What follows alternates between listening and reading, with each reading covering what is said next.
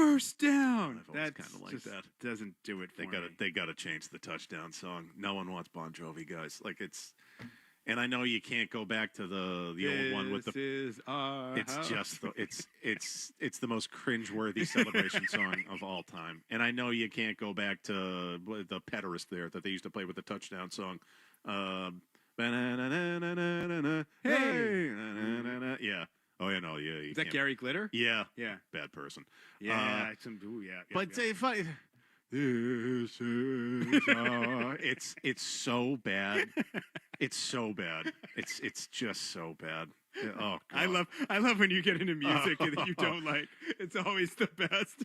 You know, that one they got to change. But he's still like Bon Jovi's super close with the owner. Great. And I know I bring this up every time because I know you're not going to watch Stranger Things, but Millie Bobby Brown is actually married to Bon Jovi's son. That I did know. Let's go to before we go to the calls. So on this Schlittler, I'm telling you, Chris, I could pull the tape, but I won't because I'm lazy. But I had this feeling going into this game, and I thought it was going to be Connolly early, that between the two rookie pitchers, first postseason experience, one of these guys, and I think you've seen this before with rookie pitchers in big moments. You saw it with David Price in relief against the Red Sox in 2008. Yes. You saw it with young John Lackey in 2003 with the Angels. Yep. Who was the kid with the A's like 10, 12 years ago? Sonny Gray. Okay. Some of these guys, I feel like they're either like, and Josh Beckett was the example for me in 2003 and what he did with the Marlins.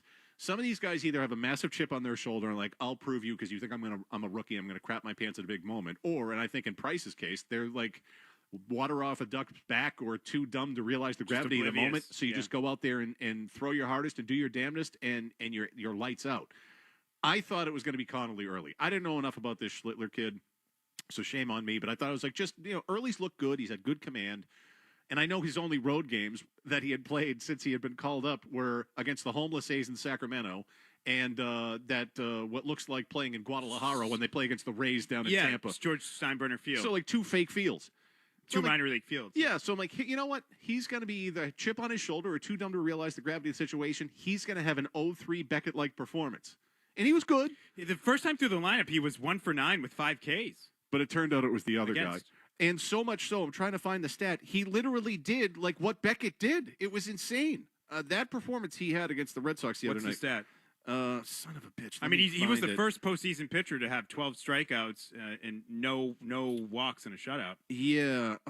What was it? It was like on par with what Beckett did in 2003. Why can't I find this? Oh, was it the number of pitches he threw that were more than 90-something miles an hour? Or what was hold on. Why can't I find this? Well, while you're talking about that, I think the fascinating thing is that last year, the Rookie of the Year in the American League was Luis Gil, who now was on the ALDS roster for the Yankees, and he wasn't on the wild card roster. And now they have Cam Schlittler coming. So you're supposed to be the player development machine. They're wasting money, allegedly, on all these veteran guys like Jazz Chisholm. And in the meantime, they're developing pitching. I'm not saying you're not, but they're still developing pitching and spending. So it's not – it's a false narrative that it has to be. It's a false choice that it's an either or. Because, again, they had the American League Rookie of the Year pitcher last year, and they had this guy who just went out and dominated you, who grew up in your own backyard and ended your season. Oh, here it is. So Cam Schlittler, the youngest pitcher with 11 strikeouts in a playoff game since Josh Beckett in the NLCS Game 5 of 2003. It's like, oh, man. That's amazing. And I was saying, no, it's going to be the Red Sox guy that goes out there and has that Beckett 2003 performance. Whoops. And he, again, early was good. He was good in the beginning. And then, and the defense didn't help him. But the Yankees kind of got more dialed in towards the end. It wasn't like he pitched poorly. He sort of gave him a chance. The defense wasn't great. And at the end of the day, when you can't score, and I'll be honest, I really thought Boone was – I went and looked it up during the game, and I was tweeting about it. At the professional level, Schlittler had never thrown more than 100 pitches. And I really thought Boone was pushing it. But I thought he was pushing it, sending him out there for the 7th, and then sending him out there for the 8th. It was like, to me, it was sort of like shades of Pedro Martinez in 2003. I was thinking, man, this is going to be the reverse Grady Little. But no, he had a 7-pitch inning and was dominant and one of the all-time great playoff starts. And it turns out too. So what motivated him was like some heckling of his mom because again, local, and she still had like Red Sox fan in her bio and like that gave him the chip on the shoulder. But now he's been chirping back at people, which was kind of mildly entertaining on Twitter. Like it. Saying like, basically everyone go F themselves, and I live in Southie. I'm going to do everyone in the off season.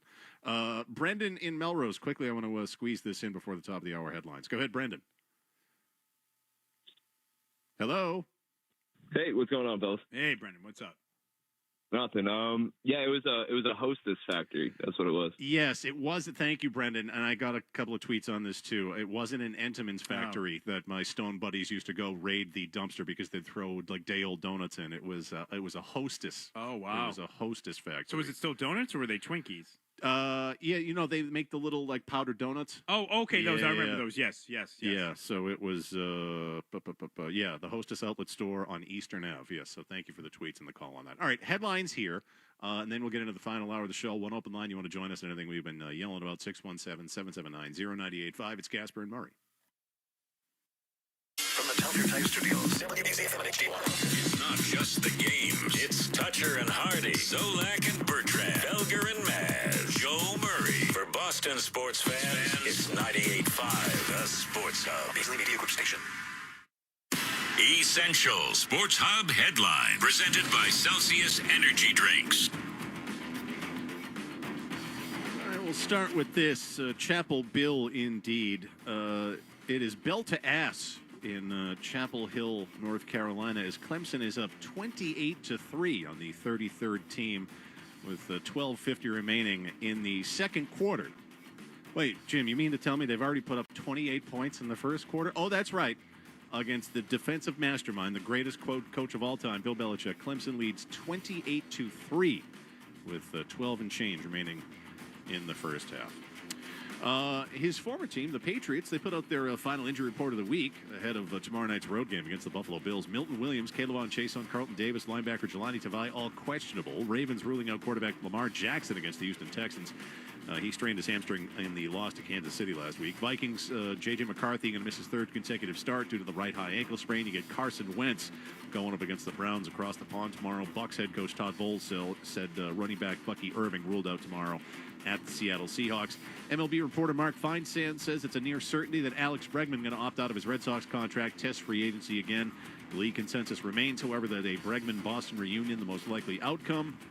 And you have a final preseason game for your Boston Bruins in an hour as they host the New York Rangers. Ryan Johnston, Bob Beers on the call here on 98.5 The Sports Hub. Headlines are brought to you by the 99. Head to the Nines for game day this Sunday. Tackle 6 packs of bone-in buffalo wings for just $5.99 and full-size apps for just $6.99. You gotta love the Nines. I'm Jim Murray for Boston's Home for Sports, 98.5 The Sports Hub. Listen to it, laugh at it, get mad at it, agree with it, argue about it. It is Boston Sports. Boston Sports. And it is all we do. 98.5, The Sports Hub. Rangers this afternoon. Chris was just saying to me off the air as we were coming back to, can you believe that they're already playing NBA preseason games? No, I don't know. There's something particularly off this year about like the NBA already, because B-Rob, you did media day earlier this week. You seeing these videos of Jason Tatum working out might be ahead of schedule, and that's all well and good and great. And it'd be awesome if he comes back. Like, who had it yesterday that he might be back in March? I think it was Jake Fisher of the Steinline said there's definitely some buzz that Jason Tatum could potentially be back sometime in March. Isn't his birthday in March? I bet he's circling that day. Yes. Either way, the Bruins, who start next Thursday, we're already here. Like, if it's just there's something about this year in particular with both of these sports. I'm like, I'm kind of not ready, guys. Great that we'll have them, but like I'm not that ready. I don't know what it is.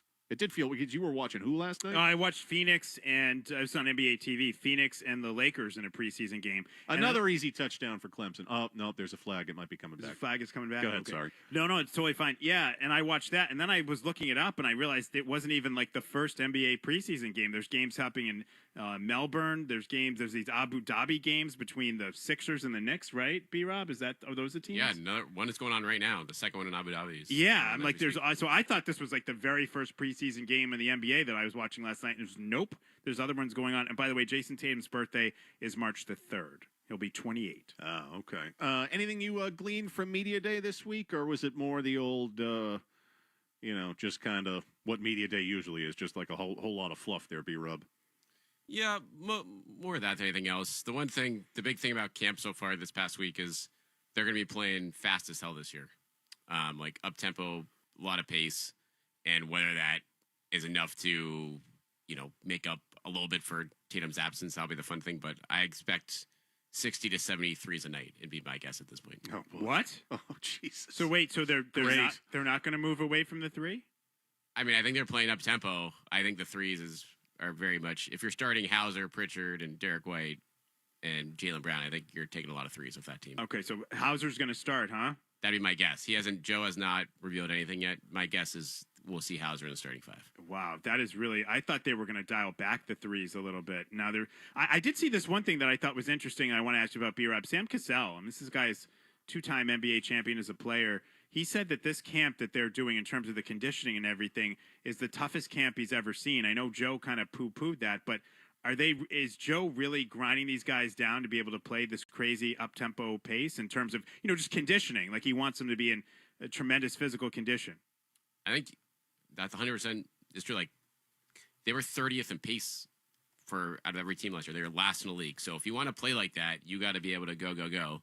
And now all the old guys, this is a very young team. All the new guys they brought in are in their mid-20s or younger. So it's not like and they're all competing. So like you're not saving anything. You figure out who can play right out of the gate in camp, and then figure out if you can, what 9-10 guys can go up and down the court every night. So how does I'm just curious here, but how does somebody like Luka Garza fit into that? Is Nemi definitely the starting center? What about Xavier Tillman, who has been buried by Joe in the past? These are not guys that can really play up tempo. That's not really the way that they're meant to play, No, it's certainly not their strength. Yeah, I don't know how that's going to go. That's where it's like you want to play like this, but then do you have the personnel to do it? Like Nemi's athletic. He can get up and down for a big guy, but Tillman's, his knees have been issues for a year, and Garza is kind of a lumbering big, if you will. But he can shoot threes, so I don't know but we'll see if those guys, they'll be put to the test here in camp. If I think their preseason opener is on Wednesday night in Memphis, and we're going to figure out pretty quickly if this looks like it will work or if this will be, you don't have the bodies to make something like this work. I have obviously been enjoying this the deliciousness of this first half of this Clemson blowout of the 33rd team, the North Carolina Tar Heels, 28-3. But let me just tell you, the last three plays, as it's now, what is it, like 3rd and 50? Yeah, these officials are trying to what a crock. Sure, yeah. The pass interference that wiped out a touchdown, the offensive pass interference that wiped out a touchdown, was weak with a capital W. 3 of the most dubious calls because the call came in from the head of the NCAA or the head of the ACC. Head of the ACC. We got to slow this down, guys. We can't make the 33rd team and the greatest coach of all time look this bad. 3 just ridiculous flags. No, let the blowout happen. Get to 60. The touchdown they took off the board was an embarrassment. Joke. The guy literally put his arm out there to feel for the defensive back of North Carolina, who had no idea where the ball was and never turned around, and they called offensive pass interference and wiped out a touchdown. It's like the Garrett Wilson one against the Dolphins on Monday night as part of that doubleheader. And if you saw it, you know which one I'm talking about. He barely touched off OPI because we got to slow the game down. They put them all in a prison, these refs, corrupt. Well, by the way, I have to ask you, what did you think of the Padres-Cubs game, the 9th inning, that strike call, DJ Rayburn in the deciding Game 3, and Bogarts, who's a pretty mild-mannered guy, lost his mind. And then as the umpires were coming off the field, they had to walk through the visitors' dugout to get off. And the Padres guys, there's video of like F-bombs aplenty at these guys as they're getting off the field. Yeah, well, I put a heart eyes emoji for that video and retweeted it with that for a reason. Good. Scream at them. Corrupt a-holes. Put them all in prison. What, you had to get out of the game because you had a reservation at Gibson's so you got a delicious steak, you pricks? Oh, God. And, yeah, you're right. Mild-mannered Xander Bogaerts losing his mind, rightfully so. It wasn't even close to the strike zone. Good. That's okay, though, umps. The reckoning's coming next year. The robots are there to help you and eventually take your jobs. I'm as anti-robot as it gets. Chris, you know this. Yes. But when it comes to the umps and the refs, oh no, take all of Can their I jobs. tell you, So I'm with you on this. With the ABS thing, I'm disappointed that it's only like 2 challenges. I know this is what they wanted to do. This is what the players want. They want the challenge system. They don't want it to be fully automated. But I want more challenges. And honestly, I want it to be fully automated. I don't even want there to be, you need a home plate umpire for plays at the plate, but I don't want them to have any sway or say over balls and strikes. I just want it to be like tennis, in, out. No, the computer says whether it's in or out. It has nothing to do with you. 54-yard attempt here for Clemson on 4th and 20. Oh, no good. Well, they got jobbed by the refs there, but they still lead 28-3 over the 33rd team with 7:07 remaining in the first half. Oh, there's a penalty. Hold on. Penalty. Let me guess. Let me guess. Is it against Clemson? Oh no, it's against North Carolina. Oh no, it's a timeout. Bill called a timeout before the kick. This guy just dropped because we were talking about stadium songs and how we hate "This Is Our House" for the touchdown song for the Patriots. Oh wait a second, I got to see this. Hold on. I think they had 12 guys on the field. North Carolina had 12 guys on the field, so Bill had to call a timeout on that field goal. They had too many guys in the field. Oh, it's almost like he was trying to cheat. Interesting. So we had some recommendations for some songs. You hate the PC Richard and Son whistle strikeout thing at Yankee Stadium. Like, I like Stadium Quirks. Our guy Casey, who is a frequent listener, great bartender at Luca in the North End, said, would this be a good touchdown song? He sends in Buck Cherry Lit Up. No, Casey, because part of the lyrics to Buck Cherry's Lit Up are, I love the cocaine, I love the cocaine. Mama, can you wait? Mama, can you wait? No, I think that would be a good touchdown. It's a fun song. You can't play that in front of the children in a stadium. I love the cocaine. I love the cocaine. Oh, quick kick. They ended up punting instead. Yeah, they went with the quick kick. Go for more points. Some calls here. Chris in Maryland with a thought on Alex. You know what? We're up against it. Sorry. Couple of calls here. 2 open lines as well. Join us. Calls coming up next. 617-779-0985. It's Gasper and Murray. You're listening to Gasper and Murray on 98.5 The Sports Hub. Your home is a reflection of you. Who you choose to do your roofing, siding, windows, and doors matters. For 25 years, Henderson Roofing has served homeowners in Connecticut and Rhode Island. Founded and run by John Henderson himself, they pair quality materials with expert work. Just ask the thousands of homeowners who've given them 5-star reviews. Henderson Roofing, the partner you and your family can trust. Henderson-roofing.com for your free estimate. That's Henderson-roofing.com. This is the story of the one. As a custodial supervisor at a high school, he knows that during cold and flu season, germs spread fast. It's why he partners with Grainger to stay fully stocked on the products and supplies he needs, from tissues to disinfectants to floor scrubbers. All so that he can help students, staff, and teachers stay healthy and focused. Call 1-800-GRAINGER, click Grainger.com, or just stop by. Grainger, for the ones who get it done. Here at the Zebra, research shows the average person would rather endure a root canal than search for auto and home insurance. Just try to relax. Okay. Or be trapped in a car for 8 hours with toddlers on a sugar high. Or remove a nest of irate hornets. That's why the Zebra searches for you, comparing over 100 insurance companies to find savings no one else can. Compare today at thezebra.com. We do the searching, you do the saving. I think I'll wait inside.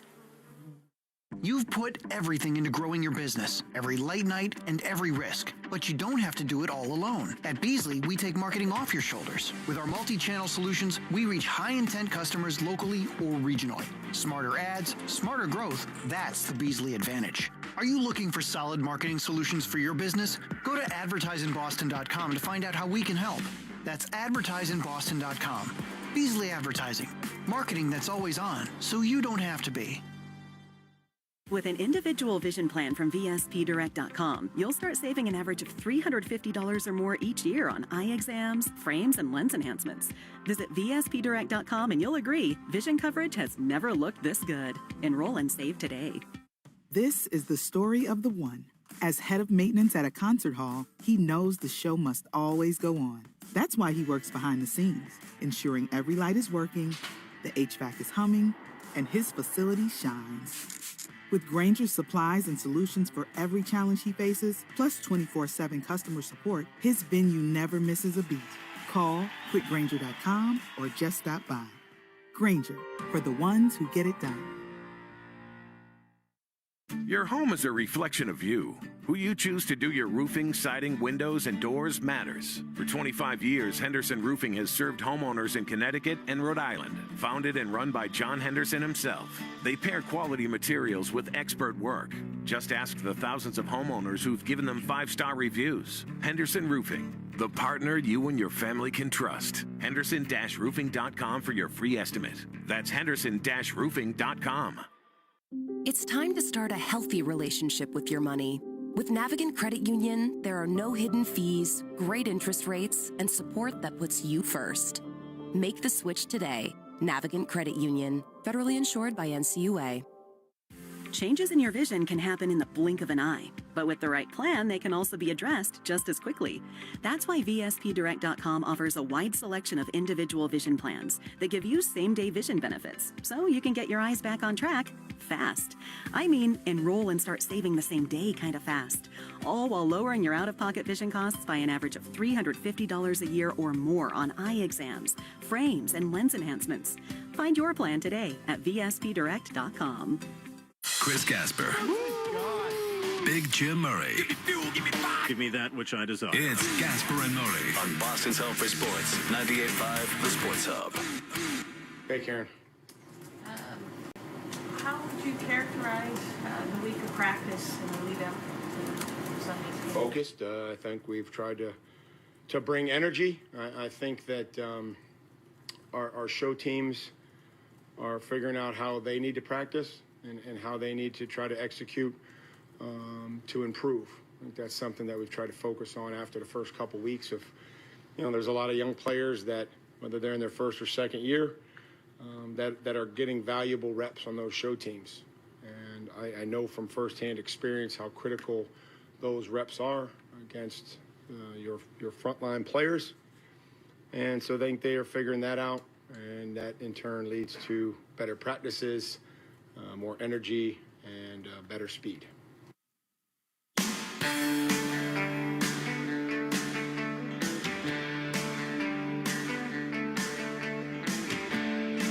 Mike Vrabel speaking ahead of tomorrow night's big game. Drake May, Patriots on the road against the Buffalo Bills. And I just was reminded of something to keep an eye on, considering how successful the return game was and what Marcus Jones was able to do for the Patriots last week in the blowout win over the Panthers. Bills got a new punter this week, Chris. So maybe this guy who is it, Mitch Wishnowsky, who just showed up on Monday, signing a contract with the Bills following the successful workout because Cameron Johnston, their usual punter, was put on IR. Maybe he's a little bit shaky in this big spot, and it's an errant punt to Jones, and they get a return. Like, something to keep an eye on tomorrow night, that they're on this punter they had to sign off the street, who has a fun nickname, by the way. Do you know what it is? The Wiz? The Boomin' Onion. The Boomin' Onion. Is he from, where's he from, Australia? Yes, the Aussie-born punter who has been nicknamed the Boomin' Onion was the number 110 overall selection by the 49ers in the 2019 NFL Draft. I'm the Boomin' Onion. Put me, I have some dipping sauce as well, but that's fun. But something to keep an eye on for this game tomorrow night, the special teams play of the Patriots. Yeah, that's what I think it's going to take. A defensive touchdown, a special teams touchdown, something a little bit out of the ordinary to be able to beat the Buffalo Bills. It's really interesting when you look at Josh Allen and the way he's playing now, because you think of Josh Allen as this big play merchant, and he can make a lot of plays with his legs. But in week one, he completed 4 of 7 deep passes. So that's 20-plus air yards for 109 yards. In the following 3 games, he's only thrown 5 deep passes and completed 1 of them. He's averaging 7.1 air yards per attempt this season. That would be a career low. He's never been below 8. So they're kind of a dink and dunk offense. Also, they're able to run the ball really well with James Cook, so that helps. But the efficiency of that Buffalo offense in terms of their ability to sustain drives and make play after play, to break that up, you're going to have to force a turnover or make a play, get some negative plays, or to your point, maybe find a way to get some bonus points on special teams. Chris in Maryland with a thought on Alex Cora. You're next here on Gasper Murray. Hello, Chris. Hey, guys. First, thanks for taking the call. You guys are the best show on radio. I appreciate it. Hey, thanks. Appreciate that. So I don't think Cora gets enough credit for the Devers trade. And don't get me wrong, I know that the front office jumped at the fact to get rid of the contract. But I don't really give him credit for that. And I don't think that really happens when it does, unless Cora pushed for it behind closed doors and being so accepted for it. I don't think the Red Sox are where they are if he's still there and not open the door for Roman Anthony. And then the second thing is to get the most out of the platoon guys. like Romy, like you mentioned, Gasper, is, how do I put this? Cora's keen eye for tipping pitches at home and getting the most out of them. So I think he had the most influence on the season by far. Yeah, I mean, I would agree with that. I would. And the question I guess I have, we had the caller earlier who was saying, these are legitimate players. These are good players. Yes, they're major league players, but they're organizational depth players. They're bench guys. And in the case of some of these guys, like a Nathaniel Lowe, they are literally guys you pulled off the scrap heap. I mean, guys that have been DFA'd that you brought in. So my ultimate question is, I understand you enjoyed watching the team, and I'm glad that took place. But don't confuse or conflate that with building something that's sustainable moving forward. I don't think there are a lot of front offices in Major League Baseball that would look at what the Red Sox did this year with this roster and those players and think that you can repeat that. So, yes, I'm glad you enjoyed watching the team. But don't overrate the level of talent and think that that's something that can be repeated on a regular basis, pulling guys off other teams that have been DFA'd, pulling up 4A players and playing them on a regular basis. That's usually not a recipe for success. If it were a recipe for success, trust me, by now, every team in Major League Baseball that has an analytics department, that has a front office with an Ivy League head who's trying to build a better mousetrap, they'd all be doing that if it worked consistently. It does not. Another Chris in Salem. Is this my Chris? It sure is. It's Cheeseburger, Jimmy. How's it going? Good. How are you? How nuts is it there already? Well, so I have three things for you. One is to apologize for the state of the roads, because I think a lot of those out-of-state folks are coming to my town this weekend. It's been bananas, and it's just barely October. So my apologies to you both for having to sit in that traffic this morning. The second thing I have is the sound effects in ballparks. I would like to advocate for a sound effects free game, because they all drive me insane. The Red Sox strikeout horn siren, whatever that's supposed to be, makes me nuts. And that Yankee sound is awful. Oh my God, Chris, it's terrible. I just see red. It's rage. It's just rage. And it's whistling. It cuts through. It cuts through everything. It goes right through my brain. I hate it so much. Adds to my hatred for the Yankees. Finally, Jim, for you, November 24th at TD Garden, Stevie Nicks is playing. How much to go see Stevie Nicks? This is going to be great. I'm going to drop you on that, and I'll give you the answer, because my wife and I went and saw her at TD Garden with the Pretenders opening for her. 7-8 years ago. Was it just her, or was it? No, it's just her with like hired guns. Okay. And so let me give you the good. The Pretenders were incredible. Like, blew Stevie Nicks off the stage, and you needed a strong wind to do that, because you're so bad. I get it. Like, we all get grosser as we get older, but it's the effects of years and years and years and years and years and years and years and years of heavy drug use have taken their toll on Stevie Nicks. So much so that if you were there that night, you remember this, because at one point I had to look at my wife. I'm like, does she think she's in New Orleans? Because she did a riff on the Hurricane Katrina and the victims of Hurricane Katrina before she went into whatever terrible song she was going to sing next, like she was in New Orleans. Lady, you're in Boston. You want to talk about the marathon bombing and the tragedy there? Like, that's the bit. That's what you should. Not Katrina, also awful. But do you know where you are? She didn't. That show was so bad that for me to go see her waddle on stage and sing those songs incorrectly again. Wait, waddle on stage. I look at you sneak that in there. You're so bad. A real price. $950,000. Wow. Yeah, it was real bad.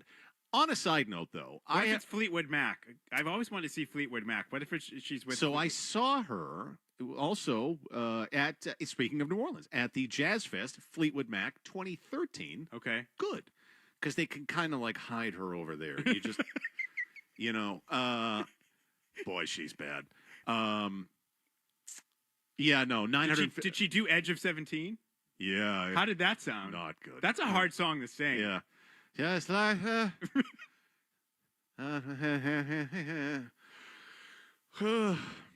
look at all the UNC fans leave. Oh, they're pouring out of Chapel Bill with their heads just hung in shame. Why did we hire this old, overrated fraud? Now with Clemson up 35-3 with 2 minutes remaining in the first half. Oh, look how empty that place is. And Clemson got jobbed out of points on the possession it's before so that. delicious. Just as a side note, because I had this epiphany this week, I have to actually stop being such a prick about shows. Because we used to have the Boston Phoenix for this, like you'd find out what shows were coming. Oh yeah, I remember those days. There's a kind of obscure. This is going to make me sound like such a pretentious douche, but I don't care. There's a French electronic band named Air. Okay. 25 years ago, they had this album come out. They've been around forever now, but this album Moon Safari, which I love.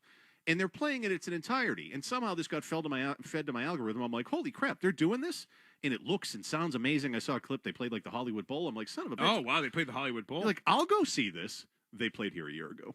And they're not coming back. Whoops. Like, yeah, my bad. I should probably pay better attention and not be so, like, if you want me to go to a show, you have to pay me X amount of money. I felt bad. I was like, man.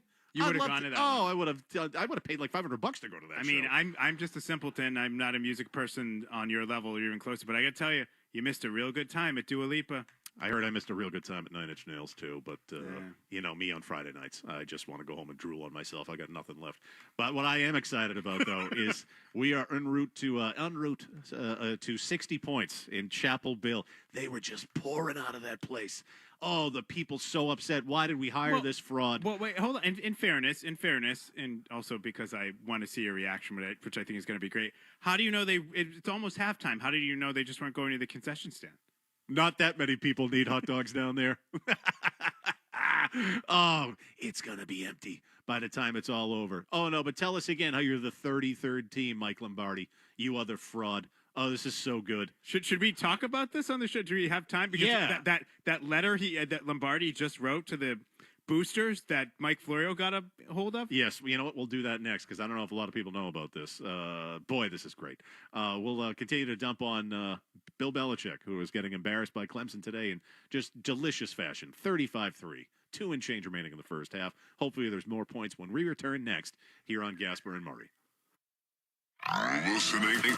You're listening to Gasper and Murray on 98.5 The Sports Hub. Your home is a reflection of you. Who you choose to do your roofing, siding, windows, and doors matters. For 25 years, Henderson Roofing has served homeowners in Connecticut and Rhode Island. Founded and run by John Henderson himself, they pair quality materials with expert work. Just ask the thousands of homeowners who've given them 5-star reviews. Henderson Roofing, the partner you and your family can trust. Henderson-roofing.com for your free estimate. That's Henderson-roofing.com. This is the story of the one. As a maintenance supervisor at a manufacturing facility, he knows keeping the line up and running is a top priority. That's why he chooses Grainger. Because when a drive belt gets damaged, Grainger makes it easy to find the exact specs for the replacement product he needs. And next day delivery helps ensure he'll have everything in place and running like clockwork. Call 1-800-GRAINGER, click Grainger.com, or just stop by. Grainger, for the ones who get it done. Changes in your vision can happen in the blink of an eye, but with the right plan, they can also be addressed just as quickly. That's why VSPDirect.com offers a wide selection of individual vision plans that give you same-day vision benefits, so you can get your eyes back on track fast. I mean, enroll and start saving the same day kind of fast, all while lowering your out-of-pocket vision costs by an average of $350 a year or more on eye exams, frames, and lens enhancements. Find your plan today at VSPDirect.com. Most people would rather assemble a 300-piece cabinet than search for insurance. That's why the Zebra searches for you, comparing over 100 insurance companies to find savings no one else can. Compare today at thezebra.com.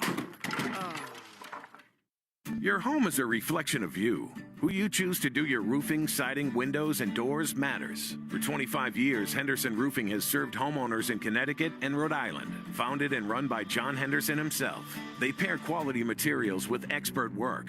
Just ask the thousands of homeowners who've given them 5-star reviews. Henderson Roofing, the partner you and your family can trust. Henderson-roofing.com for your free estimate. That's Henderson-roofing.com. This is the story of the one. As head of maintenance at a concert hall, he knows the show must always go on. That's why he works behind the scenes, ensuring every light is working, the HVAC is humming, and his facility shines. With Granger's supplies and solutions for every challenge he faces, plus 24/7 customer support, his venue never misses a beat. Call quickgranger.com or just stop by. Granger, for the ones who get it done. Everything from clothing to household items are getting more expensive each day. The world of fast fashion has complicated clothing production by outsourcing around the world to whoever can sew them the cheapest. And now you, the consumer, are paying the price with rising costs. American Giant is about keeping things simple and close to home. They aren't affected by tariffs because their products never leave the U.S. So when you buy from American Giant, you're taking a stand for hardworking people, local communities, and quality clothes. American Giant directly supports American manufacturers and ensures you aren't footing that tariff bill. Support American-made, tariff-free clothing with American Giant. Get 20% off your first order when you use promo code STAPLE20 at American-Giant.com. That's 20% off when you use code STAPLE20 at American-Giant.com. In too many cities, dangerous illegals walk free as police are forced to stand down. Join ICE and help us catch the worst of the worst with bonuses up to $50,000 and generous benefits. Apply now. Join.ice.gov. With an individual vision plan from VSPdirect.com, you'll start saving an average of $350 or more each year on eye exams, frames, and lens enhancements. Visit VSPdirect.com and you'll agree, vision coverage has never looked this good. Enroll and save today. Your home is a reflection of you. Who you choose to do your roofing, siding, windows, and doors matters. For 25 years, Henderson Roofing has served homeowners in Connecticut and Rhode Island. Founded and run by John Henderson himself. They pair quality materials with expert work. Just ask the thousands of homeowners who've given them 5-star reviews. Henderson Roofing, the partner you and your family can trust. Henderson-roofing.com for your free estimate. That's Henderson-roofing.com. This is 98.5 The Sports Hub. Sounds like fact, not opinion to me. And this is Gasper and Murray. Coach, congrats on the first win. Thank you. I'm curious if this is away from the game, but we haven't heard from you yet on this. Obviously, reports this week of New England Patriots scouts being banned from practice. Just want to give you the opportunity to comment on that and provide some sort of explanation on that. Yeah, well, no, it's clear that I'm not welcome there around their facility, and so they're not welcome in ours. Pretty simple.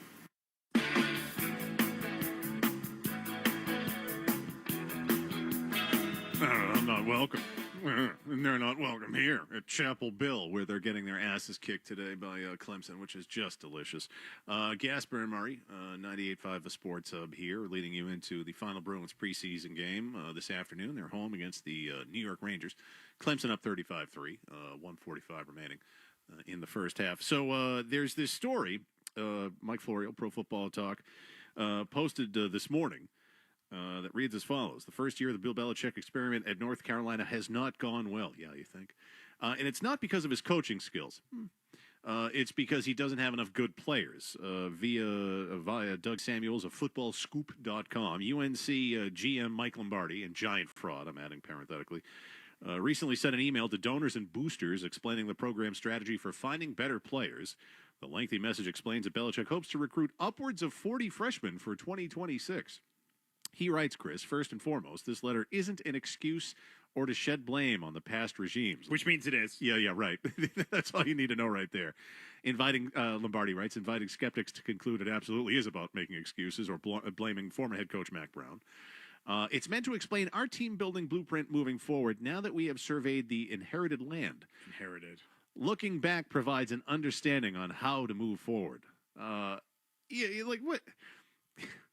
He also points out to Lombardi to the changing economics of college football, bemoaning the fact that the Tar Heel football program was hit with the perfect storm.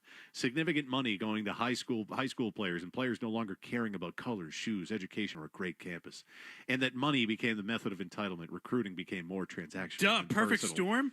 Perfect storm. This has been going on in college football for 4 years. Like, anybody who follows college football knows this is what it is. What do you mean perfect storm? Every team got hit with this, and this is what it's been. Like, you really thought it was going to be different because you had Bill Belichick, that kids weren't going to want. How about the kid that they offered a incentive-laden NIL payment to who then their best defensive player, Burt Breer talked about this, who then went to Ohio State where he got real money. Come on. He later writes, does Lombardi, investing in freshmen allows us to build a program of sustainability, which has always been the cornerstone of any Belichick program. 20 years of sustained success in New England were due to investing in the long term, establishing continuity within the program, which allowed growth and development of the players. This is the formula we intend to use by signing a large high school class. There must be a blend of old and new, which provides short and long-term answers. Look, there's no contracts in football, and this type of nonsense, by the way, like all that success in the 20 years was not due to establishing continuity within the program. I mean, it was continuity was a part of it, but it wasn't the reason. Yeah, you also you're a lottery winner. You hit on the quarterback. That's it. Like, that's really what it ultimately came down to, and they're still refusing to admit that. Again, one of his coaches, who in this, we believe it was Joe Judge, we could win with any of the top 15 quarterbacks in the NFL. He still doesn't get it. And this type of thing is further proof that he and they and like his, all the gargoyles he's surrounded with, they're not made for college football. Like, they don't have the mentality to run an operation in college football. They think they want it their way, and it's the other way. No, I agree with you. And this is what I was saying from the jump when Bill took this job. It's not suited for him because at this stage of college football, these 17, 18, 19, 20, 21, and now you got some kids that play like 6 years of football, so 24-year-old kids, they have the control. This will change a little bit with the House settlement in terms of now there's going to be a cap on what teams can spend, what schools can spend, but they have the control. And then also, as Florio points out, for 2025, they brought in 70 new players through the transfer portal. So that's scouting and development too. Like, you were supposed to be able to identify those guys that could help your team. That happens a lot in college football where a team can be turned around due to the transfer portal. I've seen it both ways as a Florida State fan. A couple of years ago when they had a really good team that should have made the college football playoff and didn't, it was largely due to the transfer portal. Last year, when they weren't very good, they whiffed in the transfer portal and they were terrible. This year, they've done a little bit better job in the transfer portal. They're probably somewhere in between those two teams. So you can't just say it's all about, it's going to take time because we need to recruit these kids out of high school.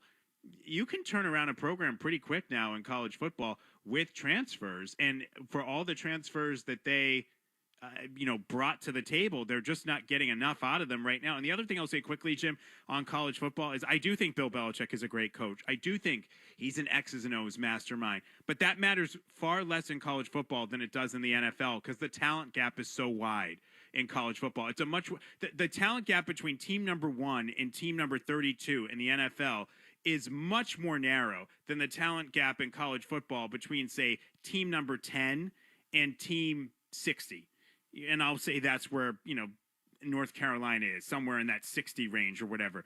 So he can't have as much of an impact or effect as he had in the NFL, and I don't know if he realized that or not. Jack in Canton, been waiting a while. Appreciate it with a football thought. What's up, Jack? Yeah, guys, I know this is a conversation you don't want to have, but I actually think Bo Nix is the best quarterback in his draft class. I watched the Denver game last weekend, and he threw some balls, like some deep outs and deep comebacks on a rope that were, dare I say, Bledsoeian. And then when you combine that with his athleticism and intangibles, you guys need to revisit your take on Bo Nix. You could be right, and maybe there is, again, some confirmation bias there in terms of I thought he was a system quarterback at Oregon. He played a million years of college football. He wasn't great. He was a disappointment at Auburn. And I'll just tell you, people I talked to that cover the Broncos have said to me last year that Peyton really protected him. But I'll open it up. I could be wrong about Bo Nix. I've sort of said Bo Nix is Mac Jones with wheels, and maybe I'm wrong about Bo Nix. I'm definitely not wrong about Mac Jones. So I don't care what he does in San Francisco. He's a system quarterback at best. Yeah, I'm in my take bunker on that one. He's Rocky Mountain Mac Jones. He is protected by Sean Payton. Has some good talent around him at wide receiver, and Cincinnati quit on Monday night. Let's go to Danny in Canton. It says here with a thought on Stevie Nicks. Hello, Danny. Yeah, you guys can't be knocking Stevie Nicks. I'm sorry. I like Stevie Nicks. I'm not knocking Stevie Nicks. I've never seen Stevie When's the Nicks. last time you saw her, I Danny? want to see Fleetwood Mac. This is one of the bands I want to see. I've seen her. Okay, I've seen her 52. I can't even tell you how many times I've seen her. With last time I saw her was with Fleetwood Mac without Christine, but she is the first woman to be inducted into the Rock Hall of Fame twice. And in 1981, after she did her Belladonna, her first solo album, which went to #1. Fleetwood Mac was still the #1 band at that time, so she is the only person in the world to ever be the #1 solo artist and lead singer of the #1 band in the world at the same time. Now, I know her voice is not what it once was, but she's got, she strained the hell out of it, singing Rhiannon every night early on. But what she has done just to sing, she has had steroids injected into her throat. She has polyps removed from her throat. She is unquestionably the queen of rock and roll. Taylor Swift couldn't lace her boots.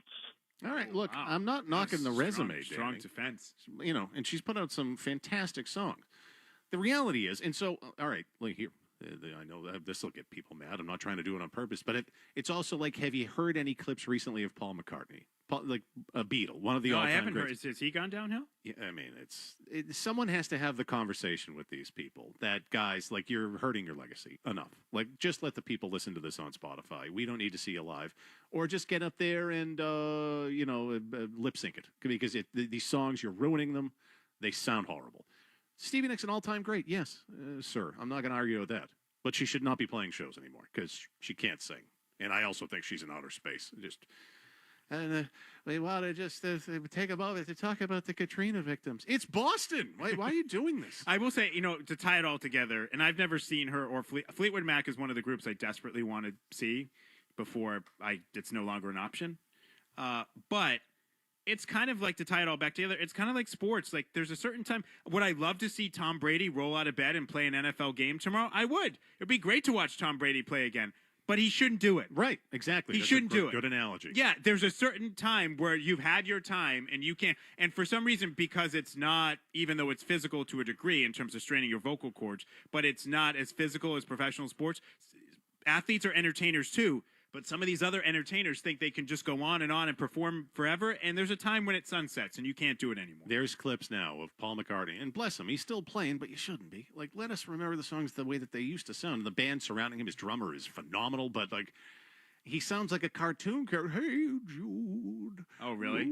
I haven't heard. It sounds like a cartoon dog. It's like, no. Let me ask you, what do you think is, so I don't want to ask you about this. What do you think of Springsteen? Does he still sounds great. Okay. Doesn't move great, but still sounds great. And what about this Jeremy Allen White movie where he's playing Springsteen? I'm good. I don't like these biopic movies of musicians. I still haven't seen Complete Unknown. People said it was really good, though. Which one's that? That's the one with Timothy Chalamet as Bob Dylan.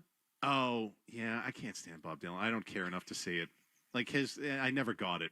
Oh, the greatest singer-songwriter of our generation. Again, this is me doing the J.O. move with my right hand. I saw him once, and I was like, it sounds awful. It's just garbage. I can't stand Bob Dylan. No, and those biopic movies are, like, if they're, like, campy bad, the what's the one with the kid with the teeth? That played Freddie Mercury? Yeah. Oh, the actor Malik. Yeah, Rami Malek with all the teeth, darling. The kid with the teeth. It's so terrible that it's actually not that bad. Okay. That one's so campy and stupid, I don't mind it. But the Elton John one blows. Oh, really? I haven't seen that one. Upon seeing it recently, the overacting you get from Joaquin Phoenix as Johnny Cash is a bit much. That one hasn't aged well.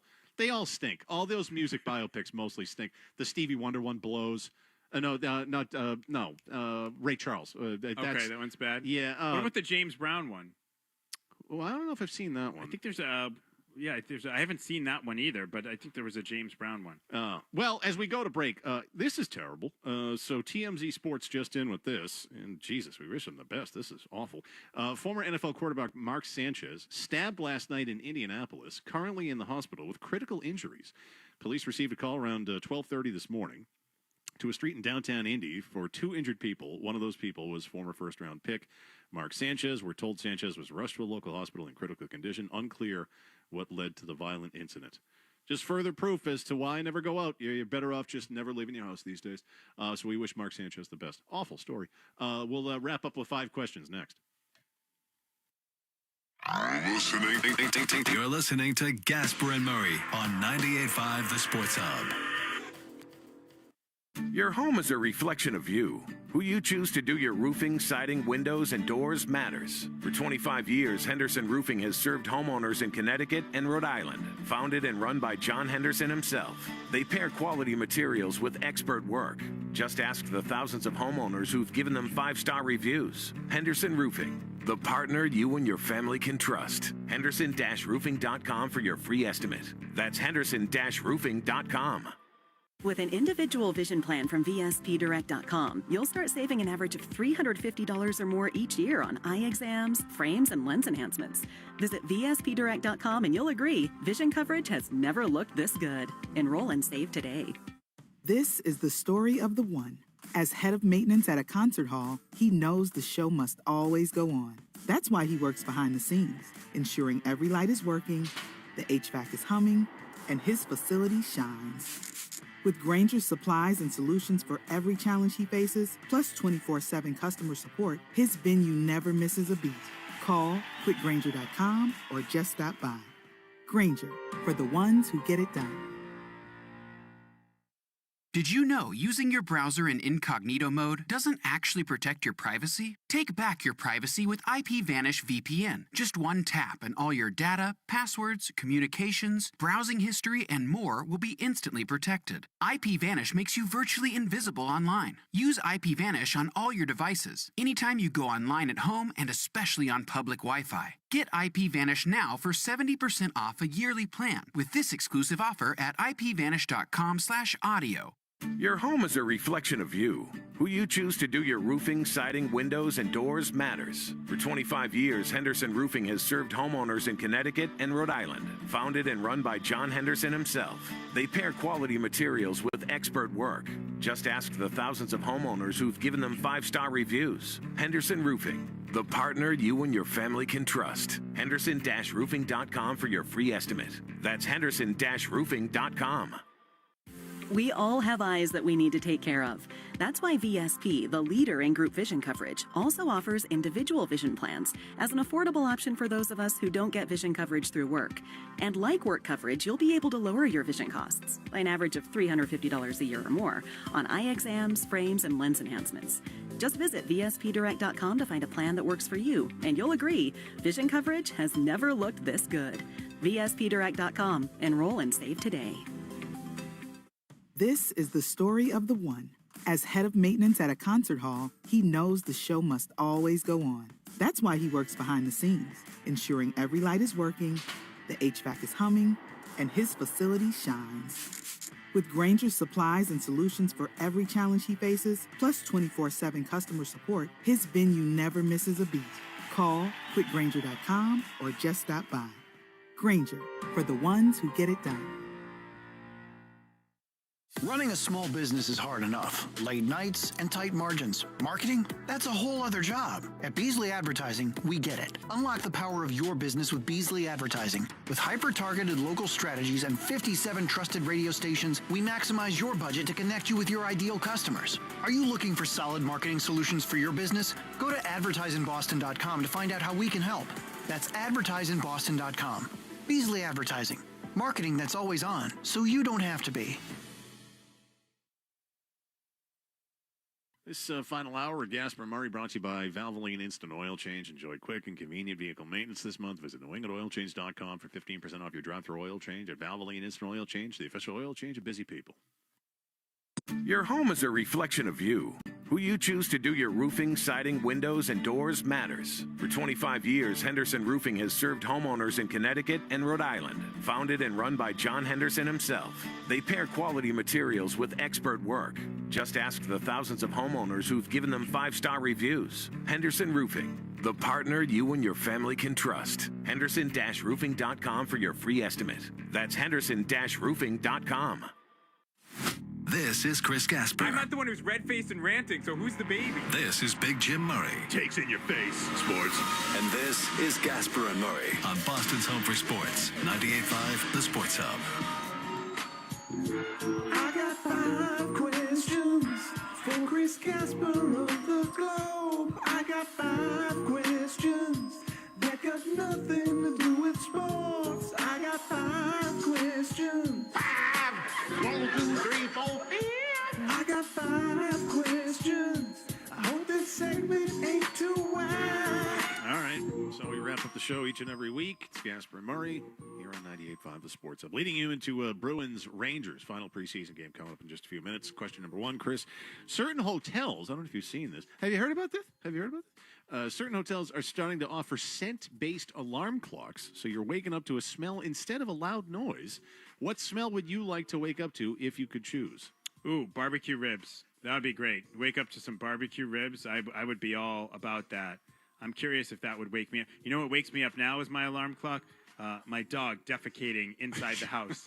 That will. I smell that. I smell that in my dreams. That hodgepodge breakfast smell of like bacon, waffle, coffee, like that's the smell right there. That's the sweet spot smell for me.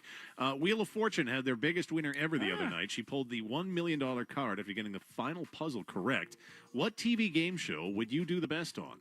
Ooh, that's a great question. What TV game show would I do the best on? Man, I don't know. I would say Wouldn't The Price you kill is it Right. at Jeopardy? Like, No, I'm not smart guy. enough for that. No, I wouldn't. I would be one of those people where it feels like, is this buzzer working? No, I would say The Price is Right. Yeah, Price is Right. It was the pyramid. The Oh yeah, that's good. You know what I'd be good on? Password. I don't know if I know that one. Yeah, it's like normally it's like the celebrity, and you kind of have to, like guess what the clues. I think I'd be good at password. People on social media are debating whether coffee tables in living rooms are a waste of space and money. Are you pro or anti coffee table? I am pro coffee table because I like to put my feet up on it, and also it makes your junk look organized. Yeah, where are you going to put magazines and exactly. books? But again, the younger people don't need magazines, that's like a waste for them. They don't have those things. More parents than ever are making their kids' Halloween costumes this year DIY style this year instead of purchasing them because the cost of buying one is so high. Do you have a favorite costume you wore as a kid? Yeah, my mom made a Joker costume for me after Batman came out, and I had the face paint, and I also had, Jack Nicholson, I had green hair or whatever it was. I can't imagine they still make them because they were probably so toxic for us, but those old, costumes of, Spider-Man and Darth Vader or Superman that had the plastic mask with the string. Yeah. And then it was like a real cheap costume, but you could smell the toxicity coming from the plastic. Oh, you could smell the vinyl? Yeah. Oh, I loved those. Yeah. Any of those worked for me. Finally, Gen Z apparently prefers to drive in total silence. Ugh. While Gen X prefers loud music. What's your preferred driving environment, Chris? So I'm probably closer to Gen Z. I definitely listen to sports talk radio. I listen to Sirius satellite radio. I'm not a podcast guy. I'm not listening to that much music anymore. Sometimes I'll listen to Patriot press conferences in my car, but there are times where there's just too much yapping, too much talking, as Denzel Washington would say, and I'll hit the mute button and drive. Now I'm saying it's like 50-50. I will drive in silence. Silence. It's all time dependent. In the mornings, if I'm in the car between, God forbid, 7 in the morning till 11, gotta be talk, or maybe just windows down, air, silence. After that, music only. But I can't hear music in the morning. I don't know how people can do that, blaring AC/DC at 8 in the morning. My God, I couldn't do that. So concludes the show for today. Thank you, Chris, as always. Yes. So I'm sorry I won't see you tomorrow night as you're doing the pregame with Beetle. Sure you are. Don't rub it in. Now I'm doing the J.O. Thanks to B-Rob, Brian Robb, producing the show. Coming up next, it's Bruins preseason action at home against the New York Rangers. Ryan Johnston, Bob Beers on the call here on 98.5 The Sports Hub. Talk to you at Felger & Maz beginning of the week. Bye. From the Town Fair Tire Studios, this is Boston's home for sports. WBZ-FM at HD Boston, 98.5 The Sports Hub. This is Boston Bruins hockey. Cross to Esposito, shot. Bang! Neely, wow! Nathan Horton wins Game 7 in overtime. Geeky scores! And there is point number 100 for Pasta and goal number 30 for Morgan Geeky. Boston Bruins hockey is brought to you by your local New England Honda dealers, Shaw's and Star Market, Safety Insurance, Town Fair Tire, Granite City Electric's GCE Night Train, your New England Ford dealers, Blue Sky Restoration Contractors, and by Catches Law.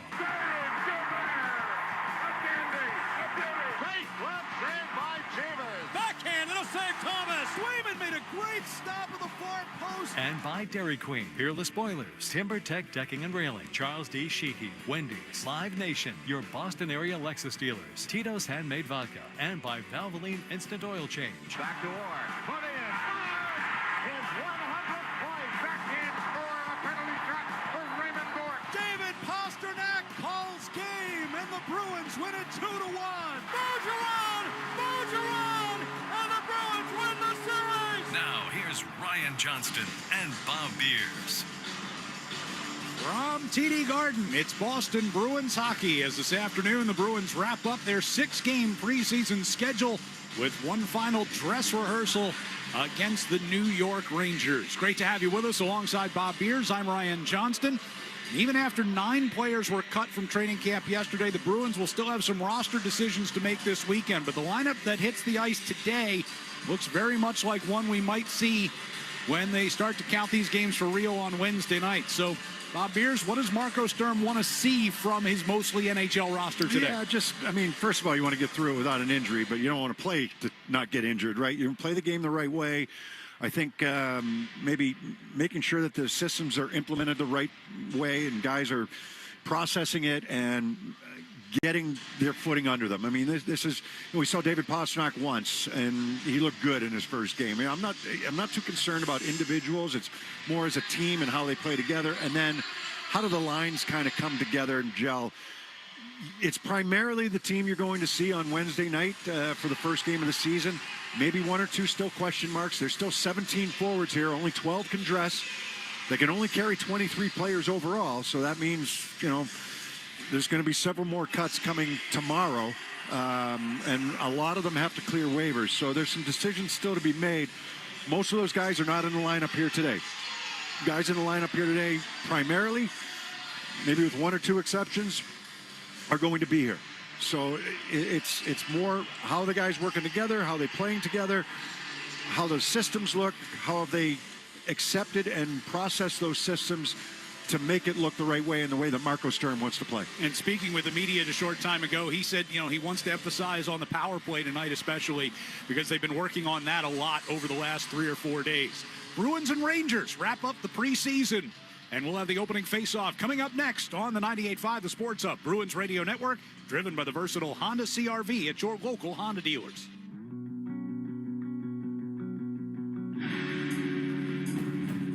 Now's the time for a great deal on a new Honda. It's time to take an adventure.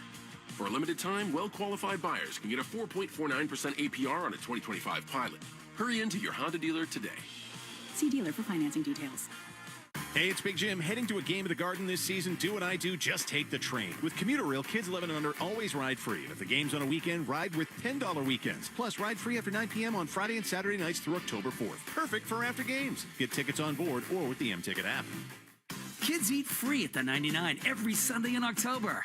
Kids get a free meal from the kids menu with every adult entree purchased. You gotta love the Nines. Nobody beats a Town Fair tire deal, and I mean nobody. So if you're looking for Michelin tires at the guaranteed lowest price, get to Town Fair today. Michelin winter tires offer a shorter stopping distance on ice and snow, along with predictable handling in cold, dry, and wet wintry conditions. For the guaranteed lowest price and free services for life on Michelin tires, nobody beats Town Fair tire, and I mean nobody. Name brands at discount prices. Town Fair Tire. Hi, it's Jason Todd from Blue Sky Restoration. All hockey season, Blue Sky is restoring historic garden moments on the ice. Tune in to today's game on the Bruins Radio Network to hear this date in history, restored by Blue Sky. And remember, if you have a property disaster, visit goblusky.com, restoring your property and your life for a brighter tomorrow. Hurry into DQ for their sauced and tossed chicken strip baskets, layered with flavor from top to bottom and everywhere in between. Try them today. Now available in new sweet chili or honey barbecue. Only at DQ. Happy tastes good. Now's the time for a great deal on a new Honda. It's time to take an adventure with rugged capability and commanding style. Check out the Honda Ridgeline, Pilot, Passport, or CR-V. For a limited time, well-qualified buyers can get a 4.49% APR on a 2025 Pilot or a 3.99% APR on a 2026 Ridgeline, 2026 Passport, or 2026 CR-V. See dealer for financing details. Zoe and Beetle, middays on the Sports Hub. For the singing of our national Before we drop the puck this afternoon between the Bruins and Rangers, let's get the national anthem with Todd Angeli. Oh, say, can you see by the dawn's early light what so proudly we hailed at the twilight's last gleaming, whose broad stripes and bright stars through the perilous fight o'er the ramparts we watch were so gallantly streaming, and the rocket's red glare, the bombs bursting in air, gave proof through the night that our flag was still there. Oh, say does that star-spangled banner yet wave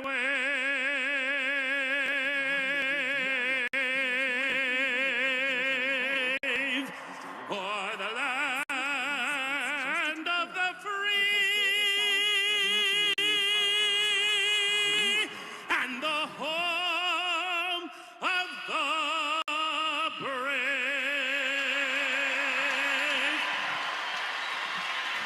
Todd Angeli with an a cappella version of the national anthem today here at TD Garden as Bruins and Rangers get ready to finish off the preseason schedule. Jeremy Swayman will get his second start of the preseason.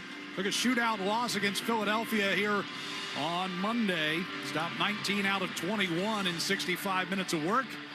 He'll be opposed by Igor Shesterkin at the other end for New York. Shesterkin got the start, went halfway against the Bruins when these teams met earlier on in the preseason. Bruins came back against his backup and end up winning that game in overtime 5-4 down at Madison Square Garden. Yeah, pretty close to full lineups from both teams. Rangers, of course, missing Panarin and JT Miller, their captain. So those are big holes there for the Rangers. But the Bruins, primarily their roster that we're going to see on Wednesday night, barring a change. Casey Middlestat wins the opening faceoff. He's centering between Pavel Zacha on the left and Victor Arvidsson on the right. Bruins moving from left to right here in the first period. McAvoy got a pass into the middle for Middlestat, but it was broken up. And Charlie going to come back and retrieve near the Boston blue line. Zacha on the near wall, hands to McAvoy. He'll dump it in from the red line. Shesterkin waits in the trapezoid, gives off to Fox. Coolio on the near boards, pressured by Zacha. Puck comes out into neutral ice, right to Andrew Peeke. He's paired with Hampus Lindholm this afternoon. Elias Lindholm tried to feed Pasternak as he broke into the New York zone. Bruins on a delayed offside, had to clear. Rangers with the puck. Soucy from his own circle near side. Pass in the neutral ice, broken up by Pasternak. In front of the penalty boxes, they battle for possession. Hampus Lindholm lifts it up to the New York line. Glove down there by Soucy, and that'll be a Rangers hand pass. Yeah, the Rangers defense, interesting. I mean, this is a team that won the President's Trophy 2 years ago, right? Last year they missed the playoffs. So they're in a big kind of transition period for them. You know, they've gotten rid of their former captain, Trouba, Goodrow. There was some issues in the offseason, change of coaches. So this is a team I'm very curious to see how they come out this year and how they play. Got a world-class goaltender, obviously, and they've got some world-class players as well, but how do they respond to Mike Sullivan and the new coach and his system?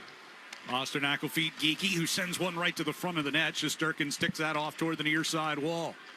Lafreniere going to bring the Rangers forward along the near side. Plays it deep into Bruins territory. Hampus Lindholm holding off Connor Sheary. But the Rangers will on a tryout possession. Connor Sheary. That puck shot wide of the net. Comes around near side. Trocheck backhanded down low. Puck out in front, but Elias Lindholm is there. He and Pasternak coming forward. Pasto on the left wing side. Yeah, both at the end of a shift. Yep.